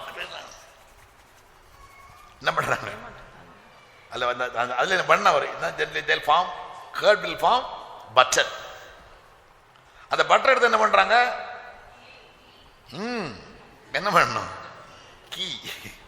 ఆ పెరుగులో నుండి వెన్నతో ఏం చేయుచున్నాము? నెయ్యిని When they heat the చేయుచున్నాము. butter, ఆ యొక్క వెన్నని మనం వేడి చేయనప్పుడు it is converted into this is called conversion or transformation. అదే ఒక మార్పు లేనట్లయితే ఒక రూపాంతరత అని చెప్పుచున్నాము. Holy Spirit can do their work in your life and in my life. పరిశుద్ధాత్మ మీ జీవితంలోనూ నా జీవితంలోనూ అట్టి క్రియ జరిగించగలదు. அதனால கள்ளுகுடியன் அபிஷேகம் பெற்ற உடனே என்ன ஆயிரம், பரிசுத்தனா மாறான், திருடன் என்ன பண்றான், குடுக்கறனா மாறுறான்.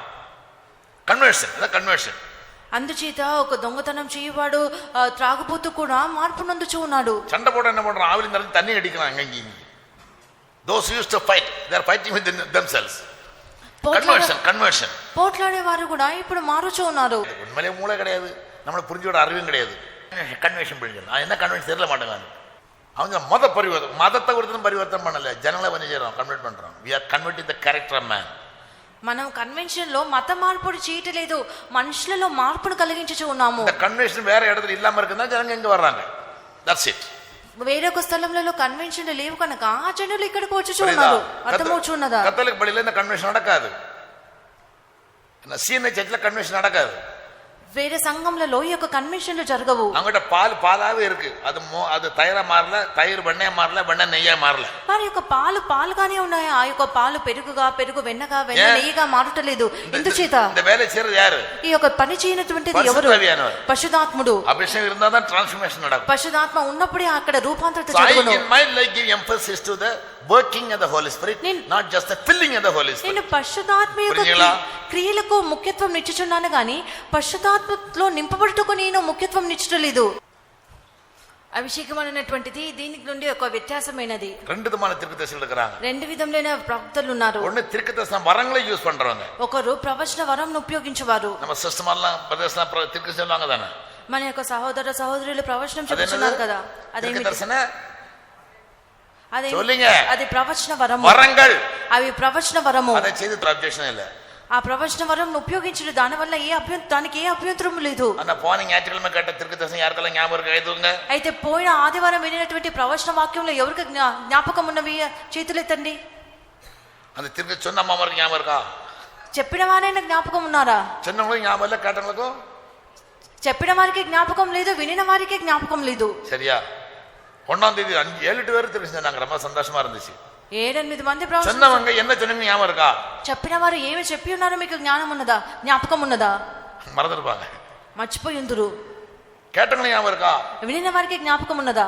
ஒரு நீங்க புரிஞ்சுக்காங்க. சோ திருக்கத்து சொல்றது அது வரம், அது தப்பு இல்ல. ప్రవచనం అన్నటువంటిది ఒక వరం. Bible దాంట్లో says, he that prophesies, you're doing it for the edification of the church, so you must prophesy. Bible చెప్పుచున్నది, ప్రవచించువాడు సంఘం యొక్క క్షేమాభివృద్ధి కొరకు అతడు చెప్పుచున్నాడు అని. அதான் பிரபு திருச்சனா கூட சொல்லட்டும் விடுவானாங்க. கேட்கறவனுக்கு ஒரு பக்தி விருத்தி உண்டாகும். అందుచేత ప్రభు బ్రదర్ ప్రవచనం చెప్పినప్పుడు నేను చెప్పుటకు సమయం ఇస్తున్నాను, ఎందుకనగా వినడు వారికి ఒక క్షేమాభివృద్ధిని కలుగును. சரியா? யாருக்கு சொல்லலாம், நான் தடை பண்ணல. ఎవరు చెప్పినప్పటికీ నేను ఎవరిని ఆటంకపరచలేదు. gift of the Holy Spirit. అది పరిశుద్ధాత్మ యొక్క వరమై ఉన్నది. சிலவங்களுக்கு கர்த்தர் வரம் கொடுக்கறாரு, அது சபையின் பக்தி விருத்திக்காக அவங்க யூஸ் பண்றாங்க. కొందరికి దేవుడు ఆ వరం ఇచ్చుచున్నారు, సంఘం యొక్క క్షేమాభివృద్ధి కొరకు దేవుడు దానిని ఇచ్చుచూ ఉన్నారు. சிலங்க அறிவில் குறைந்தவங்க, ரொம்ப சின்சரா இருக்கிறவங்க, ஒன்றும் தெரியாதவங்களுக்கு திருக்கசம் கேட்கும்போது ஒரு சந்தோஷம் வரும். కొంతమందికి கர்த்தர் என்கிட்ட பேசினாலும் சொல்லுவாங்க. జ్ఞానం లేని వారికి అటువంటి యొక్క మాటలు వినినప్పుడు వారికి ఒక సంతోషము, దేవుడు నాతో మాట్లాడి ఉన్నారని ఒక తృప్తి ఉంటును. புரியுதா? అర్థమవుచున్నదా? బ్లెస్సీ కన్నీరోட దుఃఖతోட வந்து உட்கார்ந்திருக்கிற, ఒకవేళ బ్లెస్సింగ్ కన్నీటితో దుఃఖంతో వచ్చి కూర్చుండి ఉండవచ్చును. பின்னால అమ్మ உட்கார்ந்துட்டு திருக்கி சொல்றாங்க, వెనకాల అమ్మ కూర్చొని ప్రవచనం my daughter, my son, don't worry, I come to wipe away your tears.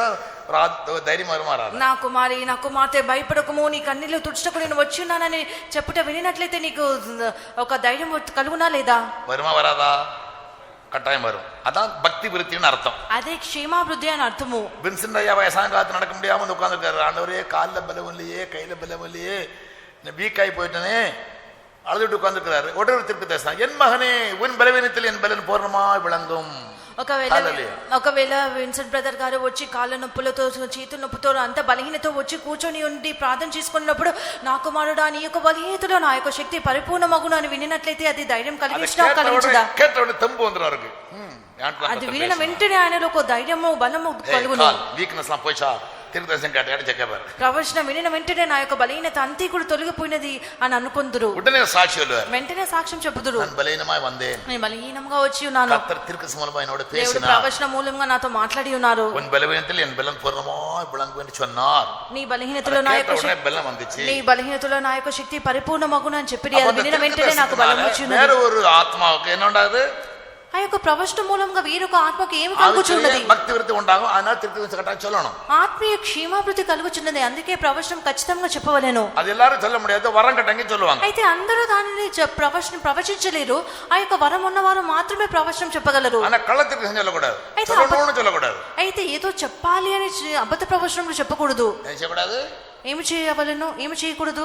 పழக்கத்துல తిరుగు చొల్లకూడదు, అలవాటు ప్రకారంగా ప్రవచనం చెప్పకూడదు. పలరపాట్ల పొయ్యాన తిరుగుసిகள் இருந்தாங்க, కళ్ళ తిరుగుదర్శిகள். పాత నిబంధన కాలంలో అబద్ధ ప్రవక్తలు ఉండిరి. వారి వరదం పేసి విட்டுருவாங்க, నోటికి వచ్చినదంతా కూడా వారు మాట్లాడుదురు. அவனை பற்றி ஆண்டவர் என்ன சொன்னாரு? వాని గురించి ప్రభు ఏమి చెప్పెను? జెరమయా 14, ఇర్మియా 14వ అధ్యాయము 14. The prophets prophesy lies in my name. ఈ యొక్క ప్రవక్తలు నా నామమును బట్టి అబద్ధములు ప్రకటించుచు ఉన్నారు. I send them not. నేను వారిని పంపలేదు. Neither have I commanded them. వారికి ఆజ్ఞ ఇయ్యలేదు. Neither spake unto them. వారితో మాట్లాడలేదు. They prophesy unto you a false vision and divination. వారు అసత్య దర్శనమును, శకునమును ప్రకటించుచు ఉన్నారు. And the thing of knots and the deceit of their heart. మాయ తంత్రమును, తమ హృదయమును పుట్టి నా వంచనమును ప్రకటన చేయుచు ఉన్నారు. அப்ப கள்ள தீர்க்கதரிசி இருக்காங்க, உண்மையான தீர்க்கதரிசி இருக்காங்க. నిజమైన ప్రవక్తలు ఉన్నారు, అబద్ధ ప్రవక్తలు ఉన్నారు. అది మనం కண்டுபிடிக்கணும். అయితే మనం కనుగొనాలి. அதுக்கு நமக்கு ஒரு discerning spirit வேணும். దాని కొరకు మనకు ఒక వివేచనాత్మ ఉండాలి. Therefore when we read about the 9 gifts, అందుచేత మనం ఈ 9 వరముల గురించి చదివినప్పుడు, those who have the gift of prophecy, they must have the gift of discernment also. ఈ యొక్క ప్రవచన వరం కలిగిన వారికి వివేచన వరము కూడా ఉండాలి. Understand? అర్థమవుచున్నదా? Therefore Paul says, don't despise the prophesying. అందుచేత ప్రవచనములను నిర్లక్ష్యం చేయకూడదని పౌలు చెప్పెను. నా prophecy despise பண்ணல, నేను ప్రవచనమును నిర్లక్ష్యం చేయట్లేదు, யாரு சொல்லக்கூடாதுன்னு சொல்லல, ఎవరు చెప్పకూడదని అనటలేదు. ஆனா உங்க விசுவாசத்தின் அளவுக்கு தகுந்தபடி நீங்க என்ன செய்யணும்? தீர்க்கதரிசி சொல்லணும். You must prophesy according to the measure of your faith. మీ యొక్క విశ్వాస పరిణితికి అనుకూలంగా మీరు ప్రవచించాలి. Faith means word of God. విశ్వాసము చెప్పినప్పుడు దేవుని యొక్క వాక్యము, according to the knowledge of the word of God. దేవుని యొక్క వాక్య జ్ఞానం అనుసారంగా మీరు ప్రవచించాలి. நீங்க சொல்ல தீர்க்கதரிசனம் வசனம் மாட்டே செய்யணும், ஒத்து போணும். మీ ప్రవచనము దేవుని యొక్క వాక్యము ఏకముగా ఉండాలి, ఒకే విధంగా ఉండాలి. అదే we will intervene. புரியுதா? అర్థమవుచున్నదా? அதனால தீர்க்கதரிசி என்னன்னு வசனத்துல அறிவுண்டா இருக்கணும். ప్రవచనం చెప్పినప్పుడు వాక్య జ్ఞానం ఉండాలి, విశ్వాసం ఉండాలి. రెండవది చిలక భయంతో சொல்ல மாட்டாங்க. రెండవదిగా కొంతమంది భయపడి చెప్పరు. ఏంటి కథ சொல்றார்? இந்த சபையோட பேசு. దేవుడు నాతో చెప్పుచున్నారు ఈ సంఘంతో మాట్లాడుము అని. Yet 40 days all the believers of Tirupati are going to perish. నినివేకి యోనా చెన్న మరి சொல்லணும். నినివేకి యోనా చెప్పినట్లుగా తిరుపతి సంఘంలో ఉన్న వారందరూ నశించపోవచ్చున్నారు. ఇన్ని 40 నాட்கள் ఇంకా 40 దినాలలో నినివే పట్టణం అడియ పోகிறது அப்படி தெரிஞ்சானா. నినివే పట్టణం అంతా కూడా నశింపబోచున్నది అని ప్రవచించెను. ஒருவேளை அப்படி ஒரு தீர்க்கதரிசனம் ஜேம்ஸ் வந்துச்சுன்னா சொல்லுவியா? நாயா வடி கொடுத்து அடி வாங்குவானே. ஒரு பக்கத்தில் அழிக்கா விட்டா என்னதான் அழிப்பாங்க ஜனங்க, பேசாம உட்காந்துடும். அப்போ உனக்கு விசுவாசம் இல்லை, உனக்கு என்ன இல்லை விசுவாசம். So whatever God says, you have no faith to say that. దేవుడు చెప్పిన బయలుపరిచినటువంటి కార్యంను మీరు బయటికి చెప్పుటకు మీకు విశ్వాసం లేదు. அதனால கண்ணீர் துடைப்பான்னு சொன்னாலும் தீர்க்க தரிசனம் தான், உன் கண்ணை புடுங்குவே சொன்னாலும் தீர்க்க தரிசனம் தான், ரெண்டு சொல்லணும். కన్నీళ్లు తుడిచెదను అని చెప్పినప్పటికీ అది ప్రవచనమే, కన్నులనే ఊడబీకెదను అని చెప్పినప్పటికీ కూడా అది ప్రవచనమే, అది కూడా చెప్పాలి. Whatever God says that you must say. దేవుడు ఏమి చెప్పినప్పటికీ అది మీరు ప్రవచించాలి. For that you need faith. దానికి మీకు విశ్వాసం కావాలేను. அப்ப அவங்க ஜெபிக்கணும், நல்லா ஜெபிக்கணும். దాని కొరకు వారు మంచిగా ప్రార్థన చేయాలి. Give me faith, give me faith. ప్రభువా నాకు విశ్వాసం అనుగ్రహించుము. சும்மா ஏதாவது உளறிட்டு உட்கார கூடாது. ఊరికే ఏదో ఒకటి మాట్లాడి కూర్చోకూడదు. நான் சொல்ற தீர்க்க தரிசனம் జనங்களுக்கு ఆవిక్రియ భక్తి వృద్ధి ఉండాలి. నేను చెప్పినటువంటి ప్రవచనము సంఘంలో నీ జనులకు ఒక క్షేమాభివృద్ధిని కలిగించాలి. రెండవదిగా whether you speak about comfort, blessing or speak about judgment, I must speak. మీరు ఒక ఆదరణ ఆశీర్వాదం కూర్చేయనను, ఒక న్యాయ తీర్పు కూర్చేయనను, దేని కూర్చేయనను మీరు మాట్లాడాలి. For that you need faith. దానికి మీకు విశ్వాసం ఉండాలి. But many people they simply say just because they want to say something. అది ఏమీ తెలియదు. అయితే అనేకులు ఏదో ఒకటి మాట్లాడాలి, ఏదో ఒకటి ప్రవచించాలని చెప్పుదురు, అది మాకు అర్థమగును. But there is another prophet. అయితే మరి ఒక ప్రవక్త ఉన్నాడు. That is called the prophet of an office. ఒక ఉద్యోగం చేయనటువంటి ఒక ప్రవక్త. అది ఆఫీసర్. అది వారికి ఇవ్వబడినటువంటి ఒక ఉద్యోగము. நான் ஒரு தீர்க்கதரிசி, யார் நம்புறீங்க? నేను ఒక ప్రవక్త, ఎవరు నమ్ముచూ ఉన్నారు? நான் ஒரு தீர்க்கதரிசி, யாரா நம்புவீங்களா? నేను ఒక ప్రవక్త అని చెప్పినట్లయితే ఎవరైనా నమ్ముతారా? నమ్మ మాటீங்கல்ல? ஒரு நாள் திருக்க சொல்லல, நீங்க நாங்க அப்படி நம்பறதா? మీరు ఎన్నడూ కూడా ప్రవచనమే చెప్పలేదు, ఎలాగో మేము నమ్ముతాము? நான் ஒரு தீர்க்கதரிசி, யாரா நம்புவீங்களா? నేను ఒక ప్రవక్త అని చెప్పుకున్నట్లయితే ఎవరైనా నమ్ముతారా? కైదుంగ yes. అవును అని చెప్పవారు చేతులెత్తుము. ஒரே கைதான் போச்சு, మరి யார் நம்பறது இல்ல. సరే அப்ப உங்களுக்கு இந்த உபதேశம் வேணும். read 4:11. ఎఫెసీ 4:11 వాక్యము. 4:11. 4:14 వాక్యం. 11.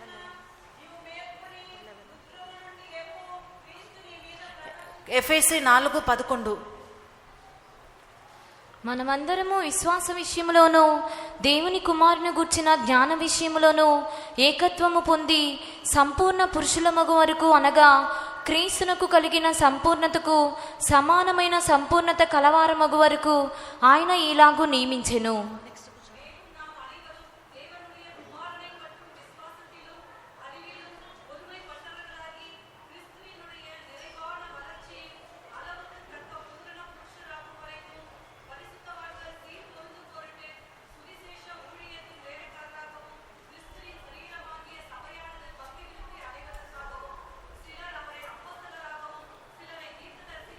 சிலரை அப்போஸ்தலர்களாகவும் சிலரை தீர்க்கதரிசிகளாகவும் கர்த்தர் நியமித்தார். కొందరిని అపోస్తలుగాను, కొందరిని ప్రవక్తలుగాను ఆయన నియమించెను. புரியுதா?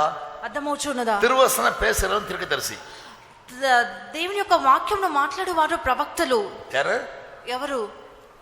சபையின் பக்தி விருத்திக்காகவும் சபையின் பூர்ணத்துக்காகவும் சபை விசுவாசத்திலும் தேவகுமாரனை பற்றி விசுவாசமும் அறிவிலும் పూర్ణత கொண்டு போகும்படியாக யார் பிரசங்கம் பண்றாங்களோ அவங்க தீர்க்கதரிசிகள். సంఘం యొక్క క్షేమాభివృద్ధి కొరకు, అభివృద్ధి కొరకు, సంఘంలో దేవుని యొక్క కలిగిన సమానమైన సంపూర్ణతకు కొనిపోవుటకు ఆయన యొక్క వాక్యంను బోధించే వారందరూ కూడా ప్రవక్తలే. ఇది పురించుకుంటீங்களா? ఇది అర్థమై ఉన్నదా? Every servant of God is a prophet. ప్రతి ఒక్క దైవ సేవకుడు ప్రవక్త. వై? ఎందుచేత? Revolution 1:3 says this is called the book of prophecy. ప్రకటన 1:3 వాక్యం చెప్పుచున్నది, blessed is a man who read, hear and keep. ఈ ప్రవచన వాక్యములు చదువువాడును, వాటిని విని ఇందులో వాటి సంగతులను గైకొన వారు ధన్యులు. So servants of God are prophets according to their office. అందుచేత దైవ సేవకులు వారి యొక్క ఉద్యోగానుసారముగా వారి యొక్క ఇవ్వబడిన సేవను ప్రకారంగా వారు ప్రవక్తులుగా ఉన్నారు. But some of them have the gift of the Spirit. అయితే కొంతమందికి ఆత్మవరం కలిగి ఉందరు. அவங்க என்ன பண்ணுவாங்க? அந்த gift யூஸ் பண்ணுவாங்க. వారు ఏమి చేతురు? వారు ఆ యొక్క వరంను ఉపయోగించుదురు. ఈవెన్ అన్య భాష పేసறது gift தான். అన్య భాష మాట్లాడుట కూడా ఒక వరమే. Saint Paul say, I speak more tongues than anybody else. పరిశుద్ధుడైన పౌలు చెప్పుచున్నాను, నేను అందరికంటే అధికంగా భాషలు మాట్లాడుతును అని. అది అర్థం என்ன? దాని అర్థం ఏమిటి? He speaks to God more mysteries than other people. అతడు దేవునితో అందరికంటే అధికమైన మర్మములను మాట్లాడుచూ ఉన్నాడు. So some people, one side unknown tongue is a sign of anointing, on the other side unknown tongue is given as a gift also. మనకు ఒక భాగంలో చూసినట్లయితే అన్య భాష అనేటువంటిది అభిషేకమునకు సూచనగా ఉన్నది. మరి కొందరికైతే ఈ యొక్క అన్య భాషలు వరముగా ఇవ్వబడి ఉన్నవి. Understand me? ஒரு கார் ஸ்டார்ட் பண்ணும்போது ஒரு காருக்கு ஒரு நாய்ஸ் தான் இருக்கும், ஒரே சவுண்ட் தான் இருக்கும், பல சவுண்ட் இருக்காது. ఒక కార్ని మనం స్టార్ట్ చేసినప్పుడు మొట్టమొదటిగా ఒకే ఒక శబ్దం ఉండును. அதுபோல அந்நிய பாஷை அடையாளத்தோடு அபிஷேகத்தின் அடையாளமான அந்நிய பாஷைக்கு ஒரே లాంగ్వేజ్ தான் இருக்கும். అభిషేకమునకు గుర్తుగా అన్య భాష ఇచ్చినప్పుడు ఇవ్వబడినప్పుడు దానికి ఒకే ఒక భాష ఉండును. అన్య భాష గిఫ్ట్ கிடைக்கிறவங்களுக்கு நிறைய பேசுவாங்க. అయితే అన్య భాషలు వరముగా ఇవ్వబడినప్పుడు వారు పలు విధములుగా అన్య భాషలు మాట్లాడుదురు. నా అభిషేకం పెట్టుబడి 100 అడగదే భాష మారిరు. అది 100 time language must have been changed. నేను అభిషేకం పొందుకునేటప్పుడు కనీసం 100 సార్లైనా నా యొక్క భాషలో మాట్లాడుచూ ఉంటెను. అన్న పడగాతల అభిషేకం చేసిన అమ్మమ్మ இருப்பாங்க, ఒరే భాష అవ్వడం சொல்லுவாங்க. పాతకాలంలో అన్య అభిషేకం పొందుకునే తల్లులైతే ఒకే భాష మాట్లాడుచూ ఉందురు. లాంగ్వేజ్ మారదు అన్న గిఫ్ట్ ఆర్డర్ కొడుకల அவங்களுக்கு. God never gave them the gift. వారు భాష మారటలేదు, ఎందుకనగా దేవుడు వారికి ఆ యొక్క భాషల వరం ఇవ్వలేదు. So when we speak different languages, మీరు అనేకమైన భాషలు మాట్లాడినప్పుడు we speak many mysteries to God. మనం దేవునితో మర్మములను మాట్లాడుచూ ఉన్నాము. We edify ourselves. మనము మనకు క్షేమాభివృద్ధిని కలుగజేసుకొనుచూ ఉన్నాము. By communicating with God more abundantly. దేవునితో అత్యధికముగా సంభాషించడం మూలంగా మనం క్షేమాభివృద్ధిని కలుగజేసుకొనుచూ ఉన్నాము. For our perfection, మన యొక్క సంపూర్ణత కొరకు God has given us anointing. దేవుడు మనకు అభిషేకం అనుగ్రహించింది. If you are not received anointing, neither you can go to the kingdom of God, nor you can get ready for the rapture. మీరు అభిషేకం పొందినట్లయితే దేవుని యొక్క రాజ్యంలోకి వెళ్ళలేరు, లేకపోతే మీరు ఆయన యొక్క రాకడకు సిద్ధపడలేరు. So how can we attain this perfection? అయితే ఏ విధముగా మనం ఈ యొక్క సంపూర్ణ సిద్ధిని పొందగలము? And what are the things in which we need to be made perfect? అయితే ఏ కార్యములలో మనం సంపూర్ణ సిద్ధి చెందవలెను? So we need to be made perfect in many 7 things. There are many more things, just for 7 things I noted down. మనం అనేక కార్యములలో సంపూర్ణ సిద్ధి చెందవలసి ఉన్నది. అయితే ఇప్పుడు నేను 7 కార్యములను తెలియజేసేదను. So how can we be made perfect? ఈ విధంగా మనం సంపూర్ణులుగా మారగలము. In Luke 8:14, లూకా 8వ అధ్యాయము 14వ వాక్యంలో మనం చూసినట్లయితే Bible says we must yield fruits unto perfection. Bible మనము చదివినట్లయితే మనము సంపూర్ణతకు తగిన ఫలములను ఫలించవలని చదువుచున్నాము. We must yield fruits unto perfection. మనం పరిపూర్ణతకు తగిన ఫలములను ఫలించవలెను. Fruits means ఫలములు అని చెప్పినప్పుడు in our works and in our character. మన యొక్క క్రియలలోను మన యొక్క స్వభావములలోను. Fruits stand for 2 things. ఫలములు అని చెప్పినప్పుడు 2 కార్యములను చూపెట్టుచూ ఉన్నది. In 1 Corinthians 13:10, మొదటి కొరింథీ 13వ అధ్యాయము 10వ వాక్యము, when that which is perfect is come, that which is in part shall be done away. ఎప్పుడైతే పూర్ణమైనది వచ్చునో పూర్ణము కానిది నిరర్థకమగును. What does it mean? దాని యొక్క అర్థం ఏమిటి? When a person is able to grow in divine character, ఒక వ్యక్తి దైవికమైన స్వభావంలో ఎదగగలిగినట్లయితే even unknown tongues and prophecy will come to an end. అన్య భాషలు ప్రవచనంలో కూడా ఒక ముగింపునకు వచ్చును. In 1 Corinthians 13 chapter, Paul says prophecies will come to an end, unknown tongues will come to an end. మొదటి కొరింథీ 13వ అధ్యాయంలో పౌలు చెప్పుచున్నాడు, అన్య భాషలు ప్రవచనంలో కూడా నిరర్థకమైపోవును అని. Yes, therefore those who don't speak unknown tongue don't say I am perfect.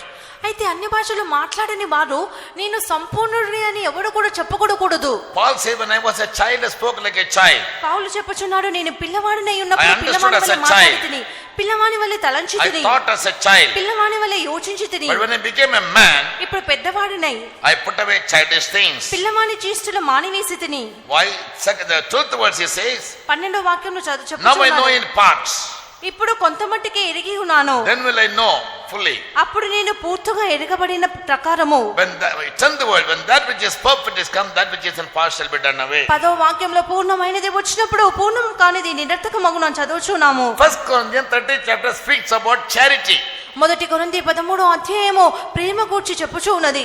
Love in action. ప్రేమ క్రియారూపకంగా అక్కడ When చెప్పబడి we ఉన్నది. grow in spiritual life మనం ఆత్మీయ జీవితంలో ఎదిగినప్పుడు, and become fruitful మనం ఫలభరితంగా మారినప్పుడు, in doing good works and in developing divine character, సత్క్రియలలోనూ దైవికమైన స్వభావములలో ఎదుగునప్పుడు you don't need prophecy, మీకు ప్రవచనం అక్కరలేదు, nor you have to speak in tongues. మీరు అన్య భాషలు మాట్లాడనక్కరలేదు. Understand? అర్థమవుచూ ఉన్నదా? That doesn't mean you must stop speaking in tongues. దాని అర్థము మీరు అన్య భాషలో మాట్లాడుతున్న ఆపివేయవలన When అర్థం you కాదు. speak in tongues, you don't know what you speak. మీరు అన్య భాషలో మాట్లాడినప్పుడు ఏమి మాట్లాడమో Neither మీకు you తెలియదు. understand nor others understand. ఏమి మాట్లాడుచున్నారో మీకు అర్థం కాదు, ఇతరులకు కూడా అర్థం కాదు. But without your knowledge, you are edifying your life. అయితే మీకు తెలియకుండా గానీ మీ జీవితంలో మీకు ఒక So you క్షేమాభివృద్ధి must speak in tongues. కలుగజేసుకొనుచున్నారు. You must speak in tongues. అందుచేత మీరు భాషలో మాట్లాడవలెను. But అయితే if your faith grow in divine character, దైవికమైన స్వభావంలో ఎదుగుటలో మీరు విఫలులైన ఎడల that is love. అది ప్రేమ. And it is not proved through your action. అది నీ యొక్క క్రియలలో అది నిరూపింపబడినట్లయితే Speaking in tongues is useless. That is what Paul meant to say. అన్య భాషలో మాట్లాడుట వ్యర్థము అని పౌలు చెప్పకూడెను. Next verse. తర్వాతి వాక్యము Psalms 119:96. 119వ కీర్తన 96వ వాక్యము. I have seen the perfection of all things. నేను అన్ని సకల సంపూర్ణత పరిమితిని నేను చూచితిని. But your commandment is supreme. సకల సంపూర్ణతకు పరిమితి కలదని నేను గ్రహించి ఉన్నాను. What does it mean? నీ ధర్మోపదేశము అపరిమితమైనది. దాని అర్థం ఏమిటి? By keeping all God-given commandments, you are made perfect. దేవుడు ఇచ్చినటువంటి అన్ని ఆజ్ఞలను గైకొనుట ఒక సంపూర్ణత అయి ఉన్నది. In Matthew 5:18, మత్తయి సువార్త 5:18 the fulfillment of every word, even a jot or a tittle, should not be seen in that. That is a perfection. ఒక పొల్లైనను ఒక సున్నాయినను తప్పిపోకుండా అన్నీ కూడా నెరవేర్చబడును.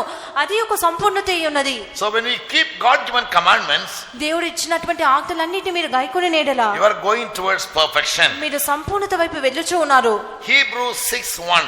హెబ్రీ 6వ అధ్యాయం 1వ వాక్యము. Here Paul says, ఇక్కడ పౌలు చెప్పుచూ ఉన్నాడు, laying aside the foundation truth, కాబట్టి ఈ యొక్క సత్యమును ఒక పునాదిని మరలా వేయక, like repentance, water baptism, నీటి బాప్తిసము మారు మనసు అన్నటువంటి పునాదులను, laying on a hand, వీటన్నిటిని విడిచి let us go on unto perfection. మనము సంపూర్ణుల మగుటకు సాగిపోదుము. What does he mean to say? దాని యొక్క అర్థం ఏమిటి?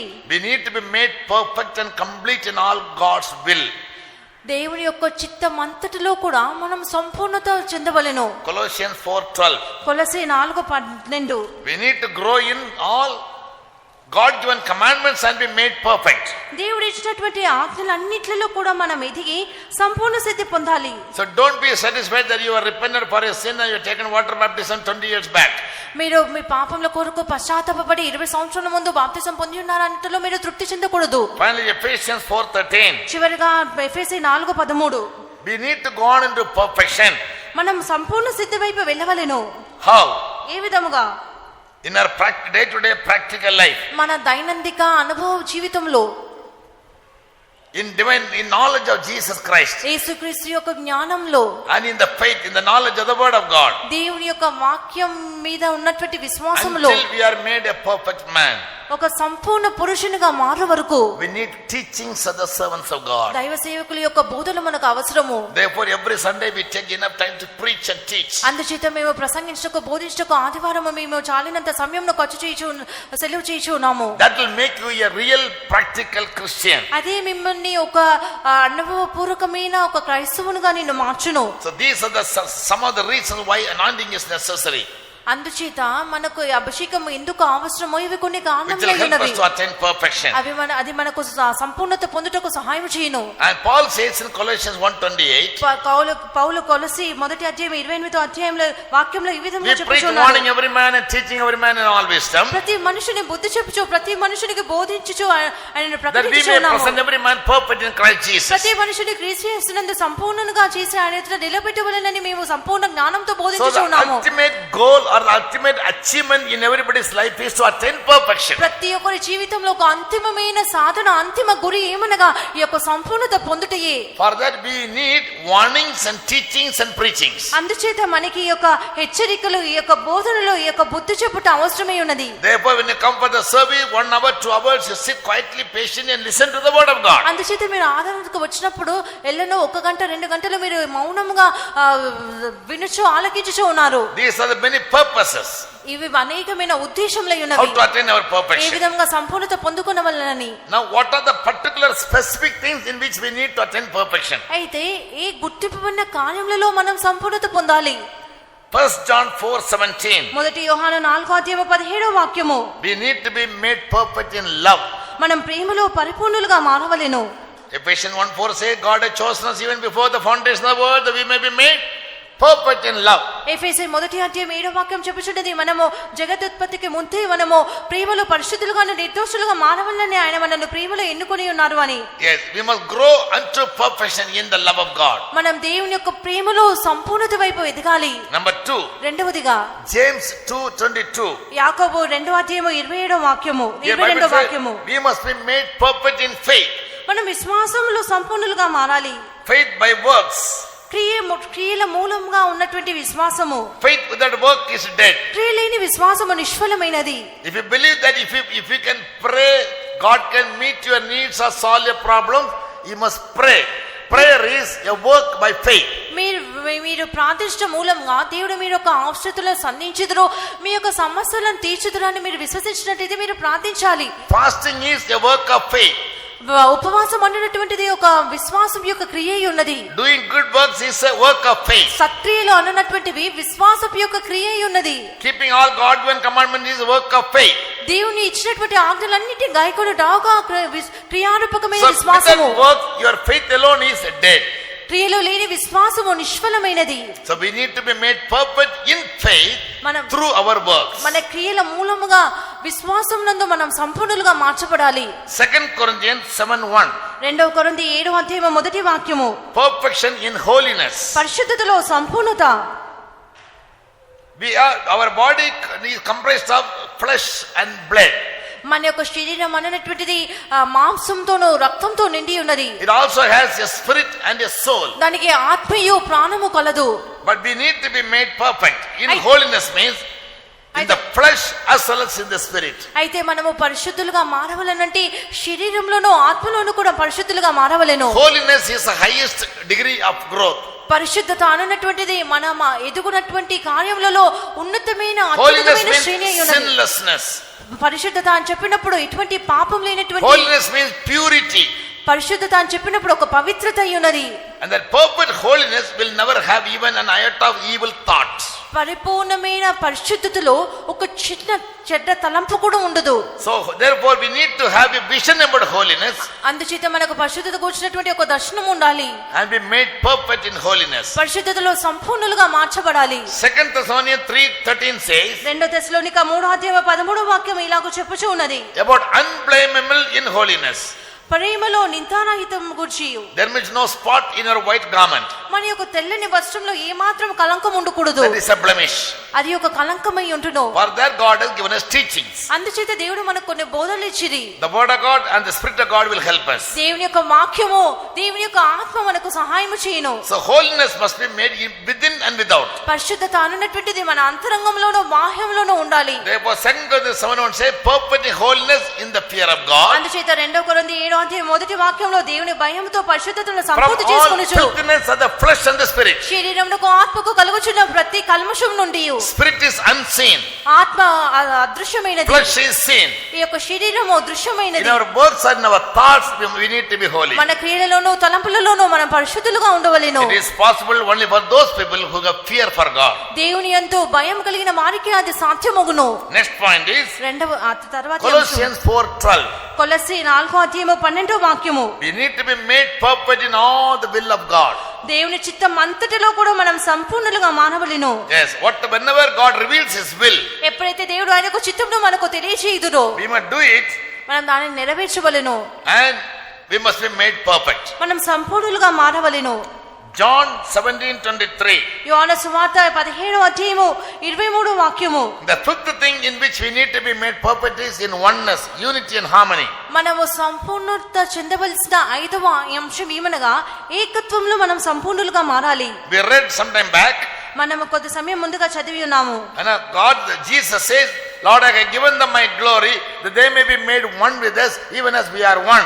22వ వాక్యము, మనం ఏకమై ఉన్నలాగున వారు కూడా ఏకమై ఉండవలనని నీవు నాకు అనుగ్రహించిన మహిమను నేను వారికి ఇచ్చితిని. And Jesus said that they may be made perfect in oneness.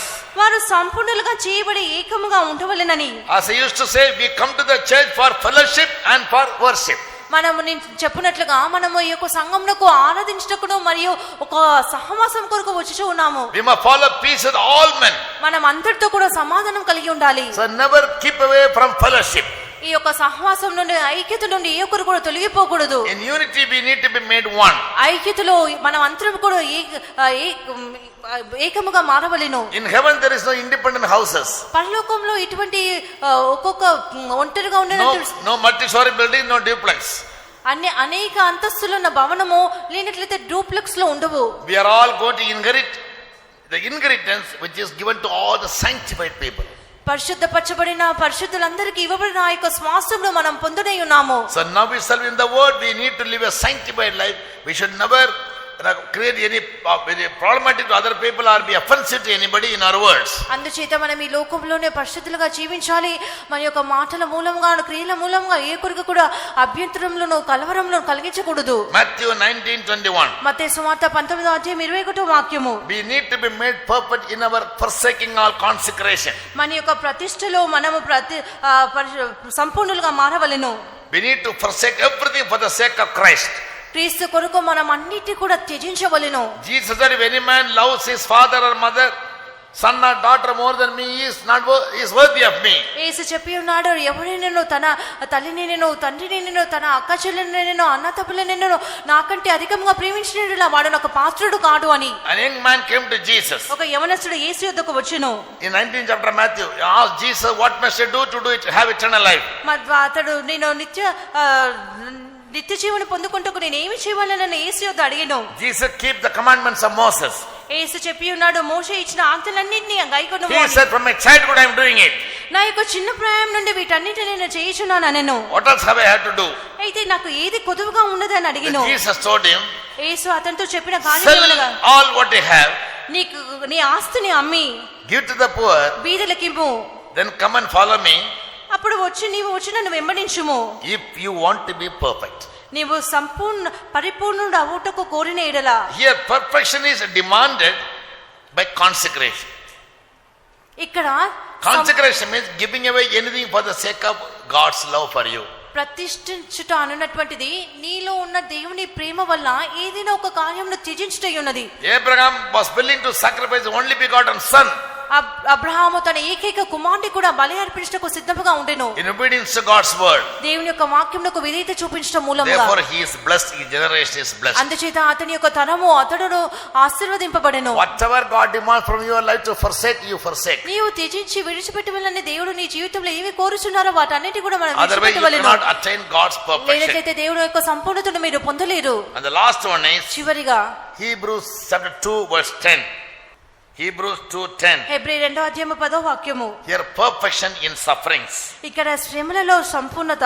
We all must have a mind to suffer for Jesus. మనం అందరం కూడా యేసు కొరకు శ్రమపడినటువంటి మనసు ఉండాలి. If you don't have a mind to suffer for Jesus, యేసు కొరకు శ్రమపడినటువంటి మనసు మనకు లేనట్లయితే we cannot be made perfect. మనం సంపూర్ణులుగా మారలేము. Here about Jesus, Bible says, ఇక్కడ యేసు గురించి బైబిల్ ఈ విధంగా చెప్పుచూ ఉన్నది. God made the captain of our salvation perfect through sufferings. యేసు మన రక్షణకర్తను శ్రమల ద్వారా సంపూర్ణంగా చేసెను అని. Unless we have a spirit of suffering, మన శ్రమపడినటువంటి ఆత్మ లేనంత వరకు you cannot attain perfection. మీరు సంపూర్ణతను పొందలేరు. Coming for evening Bible study is a suffering. సాయంకాలం ఆ వేద పట్టణముకు వచ్చి ఒక శ్రమ ఉన్నది. Sometimes you may not get time to cook your dinner. కొన్ని సమయంలో మీకు రాత్రి భోజనం వండుటకు కూడా మీకు సమయం ఉండదు. When you go back, chill wind may blow. మీరు వెళ్ళినప్పుడు చల్లటి గాలి వీచును. So you are not able to forsake it. మీరు దానిని విడిచిపెట్టలేకపోతున్నారు. You want to have a comfortable life. మీకు ఒక సుఖభోగమైన జీవితం కావాలని And when కోరుచున్నారు. you fall sick, run away to the hospital and all your husband's earning will be given to the doctor. మీరు వ్యాధి పడినప్పుడు hospital కు పరిగెత్తుదురు. మీ యొక్క భర్త గారు సంపాదించిన సంపాదన అంతా కూడా వ్యర్థమైపోవును. If you do good, evil will never attack you. మీరు మేలు చేసినట్లయితే ఏ కీడు మీకు సంభవించదు. If you fail to do good, sin lies at the door. మీరు మేలు చేయటంలో విఫలమైనట్లా పాపము నీ వాకిట పొంచి ఉండును. You don't come for charity meeting, don't come for the fasting prayers. మీరు కనిపెట్టి కూటములకు ఉపవాస ప్రార్థనలకు రారు. There are 100 people in and around the faith home. ఈ యొక్క విశ్వాస గృహం చుట్టూ వందల కొలది మంది ఉన్నారు. Fasting prayers, you are not even 5-6 people come. ఉపవాస ప్రార్థన కనీసం 5-6 కూడా రారు. Suffering. అదొక శ్రమ.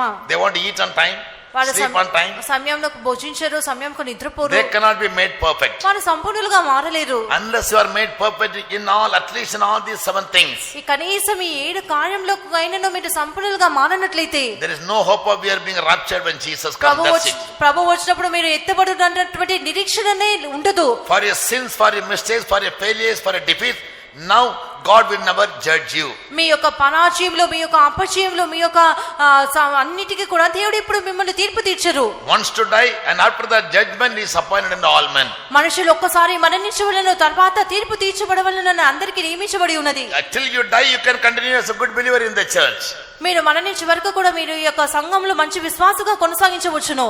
After your death, when you stand before the judgment seat of Christ, అయితే మీరు మరణించిన పిమ్మట క్రీస్తు యొక్క న్యాయాసనం ఎదుట మీరు నిలబడినప్పుడు Ezekiel asked, will your hands be strong? Will your heart endure? సహించినటువంటి హృదయము, తాళుకొనినటువంటి చేతులు నీకు ఉండునా అని. Will you have confidence to stand before God with a good conscience? మంచి మనసాక్షితో నిలబడినటువంటి ఒక ధైర్యము ఉంటున్నా. Lord, I serve you. ప్రభువా, నేను నిన్ను సేవించి ఉంటిని. In the early days, workers used to sing a song. పాత కాలంలో సేవకులు ఒక పాట పాడేవారు. మழைయానాலும் వెయినానాலும் తొండు సేవమని ఆండవరకు. వర్షమైనను ఎండైనను నేను నిన్ను సేవించేదను అని. Now lazy people. ఇప్పుడు సోమరులు. Idle people say there's a lion standing on the road. I won't go. సోమరులు చెప్పుదురు ద్వారమున సింహం ఉన్నది అని. We are looking for obstacles. ఏదో కొన్ని ఆటంకముల కొరకు మనం వేచి ఉన్నాము. Matters for excuses. ఏదో కొన్ని సాకుపోకులు చెప్పినటువంటి ఆటంకములు మనం వెతుకుచూ ఉన్నాము. ఏదో కొన్ని సాకులు చెప్పుచూ ఉన్నాము. To keep away from attaining perfection. సంపూర్ణత పొందుటకు మనం పొందకుండా ఉండు నిమిత్తము. Bible wants you can continue in any way you like. Pastors will not punish you. God also won't punish you now. Bible హెచ్చరించినటువంటి కార్యం ఏమనగా మీరు ఇష్టం వచ్చినట్లుగా మీరు కొనసాగించవచ్చును. అయితే పాస్టర్లు మిమ్మల్ని హెచ్చరించరు. What will punish you? అయితే ఏది మిమ్మల్ని శిక్షించును? The words which we speak to you, they will judge you on the last day. నేను మీతో మాట్లాడినటువంటి ఈ మాటలే ఆ అంత్యదినమున మీకు న్యాయం తీర్చును. புரியுதா? అర్థమవుచున్నదా? பொய் சொல்லாதிருப்பாயாக. అబద్ధం ఆడకూడదు. ఇచ్చాదిరుపాயாக. మీ పొరుగు వాని దేది ఆశింపకూడదు. நீங்க போய் சொல்லுங்க. మీరు అబద్ధం ఆడదు. எல்லா பொருளும் இச்சிச்சு திருடுங்க. అందరి కూడా ఆశించి దొంగలించండి. పాస్టర్ దండిక మాటారు, కడవని దండిక మాటారు. పాస్టర్ శిక్షించరు, దేవుడు కూడా శిక్షించరు. On the day of judgment, న్యాయ తీర్పు దినమున கர்த்தர் கேட்பாரு, பொய் சொல்லாதிருப்பாயாக ஜாய் பிரசம் பண்ணானா? ஆமாயா. பொய் சொன்னையா? ஆமாங்கய்யா. அன்னப்பா நரகத்துக்கு முடிஞ்ச கதை. Go to hell. All the liars will go to hell. అబద్ధికులందరూ కూడా నరకమునకు వెళుతురు. எல்லா கூட்டங்களும் வரணும்னு பாஸ்டர் சொன்னாரா? అన్ని కూటములకు రావాలని పాస్టర్ చెప్పి ఉన్నారా? ஆமா, கத்தி கத்தி சொல்லுவாரு. மைக் 2 மைக் வச்சுட்டு கத்துவாரு. అవును, 2 మైక్లలో గట్టిగా కేకలు వేసి శబ్దంతో చెప్పుదురు. நீ கீழ்ப்படிஞ்சியா? నువ్వు లోబడి ఉన్నావా? இல்லையா ஆண்டவரே? లేదు ప్రభువా. இதெல்லாம் பேச டைம் இருக்காது. Yes for yes, no for no, அவ்வளவுதான் டைம். ఇవన్నీ మాట్లాడటకు సమయం ఉండదు. అవునంటే అవును, కాదంటే కాదు. பாஸ்டருக்கு 100 చాకబొక్క சொல்லி తప్పిడலாம். పాస్టర్కి మీరు 100 సాకులు చెప్పి తప్పించుకోవచ్చుడు. நேற்று பண்ணால న్యాయ తీర్పు దినమున ఏ ఫర్ ఏ, నే ఫర్ నే, అవునంటే అవును, కాదంటే కాదనే ఉంటును. காத்துப்படுத்து போனாயா? కనిపెట్టి కూటమికి వెళ్ళి ఉన్నావా? தலைவேదனை, முட்டு வேதனை, மூக்கு வேதனை, அதுக்கு டைம் கிடையாது. ప్రభువా, సే ఎస్ ఆర్ నో. కాలు నొప్పి, చెవి నొప్పి, ఆ నొప్పి, ఈ నొప్పి అని చెప్పేటకు సమయం ఉండదు. అవునంటే అవును అని మాత్రమే చెప్పాలి. இல்லை, இதை விட கூடி போனா பாவம். లేదంటే లేదు, దీనికంటే మించినది పాపము. அப்ப என்ன சொல்லுவீங்க? మీరేమి చెప్పుదురు? இல்லை, లేదు, go to hell. அப்படி ஒரு பிரமாணம் வந்தா என்ன பண்ணுவீங்க? అలాంటి ఒక ప్రమాణం వచ్చినట్లయితే మీరు ఏమి చేయుదురు? அந்த திருவசனம் பேசும்போது ஏதோ நாங்க முட்டாத்தனமா உளறிட்டு உங்க டைம் வேஸ்ட் பண்ண நினைக்காதீங்க. ఏదో Either it will improve your life and make you perfect. Otherwise it will lead you to hell and judgment. మేము ఏదో మా దేవుని యొక్క వాక్యము మాట్లాడినప్పుడు బుద్ధిహీనులుగా మాట్లాడుచున్నామని తలంచకూడదు. ఇది మీ యొక్క జీవితంలో క్షేమాభివృద్ధిని కలిగించి సంపూర్ణత వైపు Our నడిపించును. ministry- లేనట్లయితే నరకమునకు మిమ్మల్ని Our నడిపించును. ministry is not a ministry of blessing. మా యొక్క సేవ అన్నటువంటిది మిమ్మల్ని ఆశీర్వదించినటువంటి పరిచర్య కాదు. Blessing ministry in a certain church is good. ఆశీర్వాదములు పొందుటకు మీకు సాతాను సంఘమే సరి అయినది. In America, when the certain church was established, అమెరికాలో ఇప్పుడు ఒక సాతాను సంఘము స్థాపింపబడి ఉన్నది. they gave 1 week guarantee. ఒక వారం రోజుల వరకు గడువునిచ్చి ఉన్నారు. Certain church లో పోయి ఎన్న డిమాండ్ కొడతారు within 1 week it is fulfilled. సాతాను సంఘంకు I read వెళ్ళి in books. నేను పుస్తకంలో చదివినాను. సాతాను సంఘంకు వెళ్ళి నీవు ఒక కోరిక కోరినేడులా వారం రోజుల్లో అది నీకు నెరవేర్చబడును. ஆனா இந்த மிஷன் நீங்க வந்தீங்கன்னா, అయితే ఈ యొక్క మిషన్ కి మీరు వచ్చినట్లయితే we preach warning every man and teaching every man in all wisdom, మేము ప్రతి that we may present every man perfect in Christ Jesus. ప్రతి మనుషుని క్రీస్తు ఎదుట సంపూర్ణుడిగా నిలబెట్టే నిమిత్తము ప్రతి వ్యక్తికి మేము బుద్ధి చెప్పుచు జ్ఞానంతో బోధించుచు హెచ్చరించుచు ఉన్నాము. For this ministry is not a blessing ministry. ఈ యొక్క పరిచర్య ఆశీర్వదించినటువంటి పరిచర్య It కాదు. is not even a promise card ministry. ఏదో వాగ్దాన పట్ట ఇచ్చినటువంటి సేవ కాదు. Every man must be made perfect in Christ Jesus. ప్రతి మనుషుడు క్రీస్తు యేసునందు సంపూర్ణుడిగా మార్చబడవలెను. When that which is perfect is come, that which is the part shall be done. పూర్ణమైనది వచ్చినప్పుడు పూర్ణం కానిది నిరర్థకమగును. So listen to these words carefully and yield your life. ఈ వాక్యములన్నిటి కూడా జాగ్రత్తగా విని మీ జీవితంలో సమర్పించుకొనుడి. Jesus is going to come to take away a perfect church, యేసు సంపూర్ణ సిద్ధి నొందిన సంఘమును కొనుపోవుటకై a రానయ్యున్నాడు. glorious church, ఈ మహిమగల సంఘమును కొనుపోవుటకై, not having any spot or wrinkle in that church. ఎటువంటి కలంకమో మచ్చయో ముడతయో లేనటువంటి సంఘమును కొనుపోవుటకై That we may be ready for that day with this vision. Come, let's all put up our hands and praise God. ఆ దినమునకి సిద్ధపడిన వారందరూ కూడా దర్శనముతో విశ్వాసంతో చేతులెత్తి దేవుని స్తోత్రించెదము. Hallelujah, hallelujah.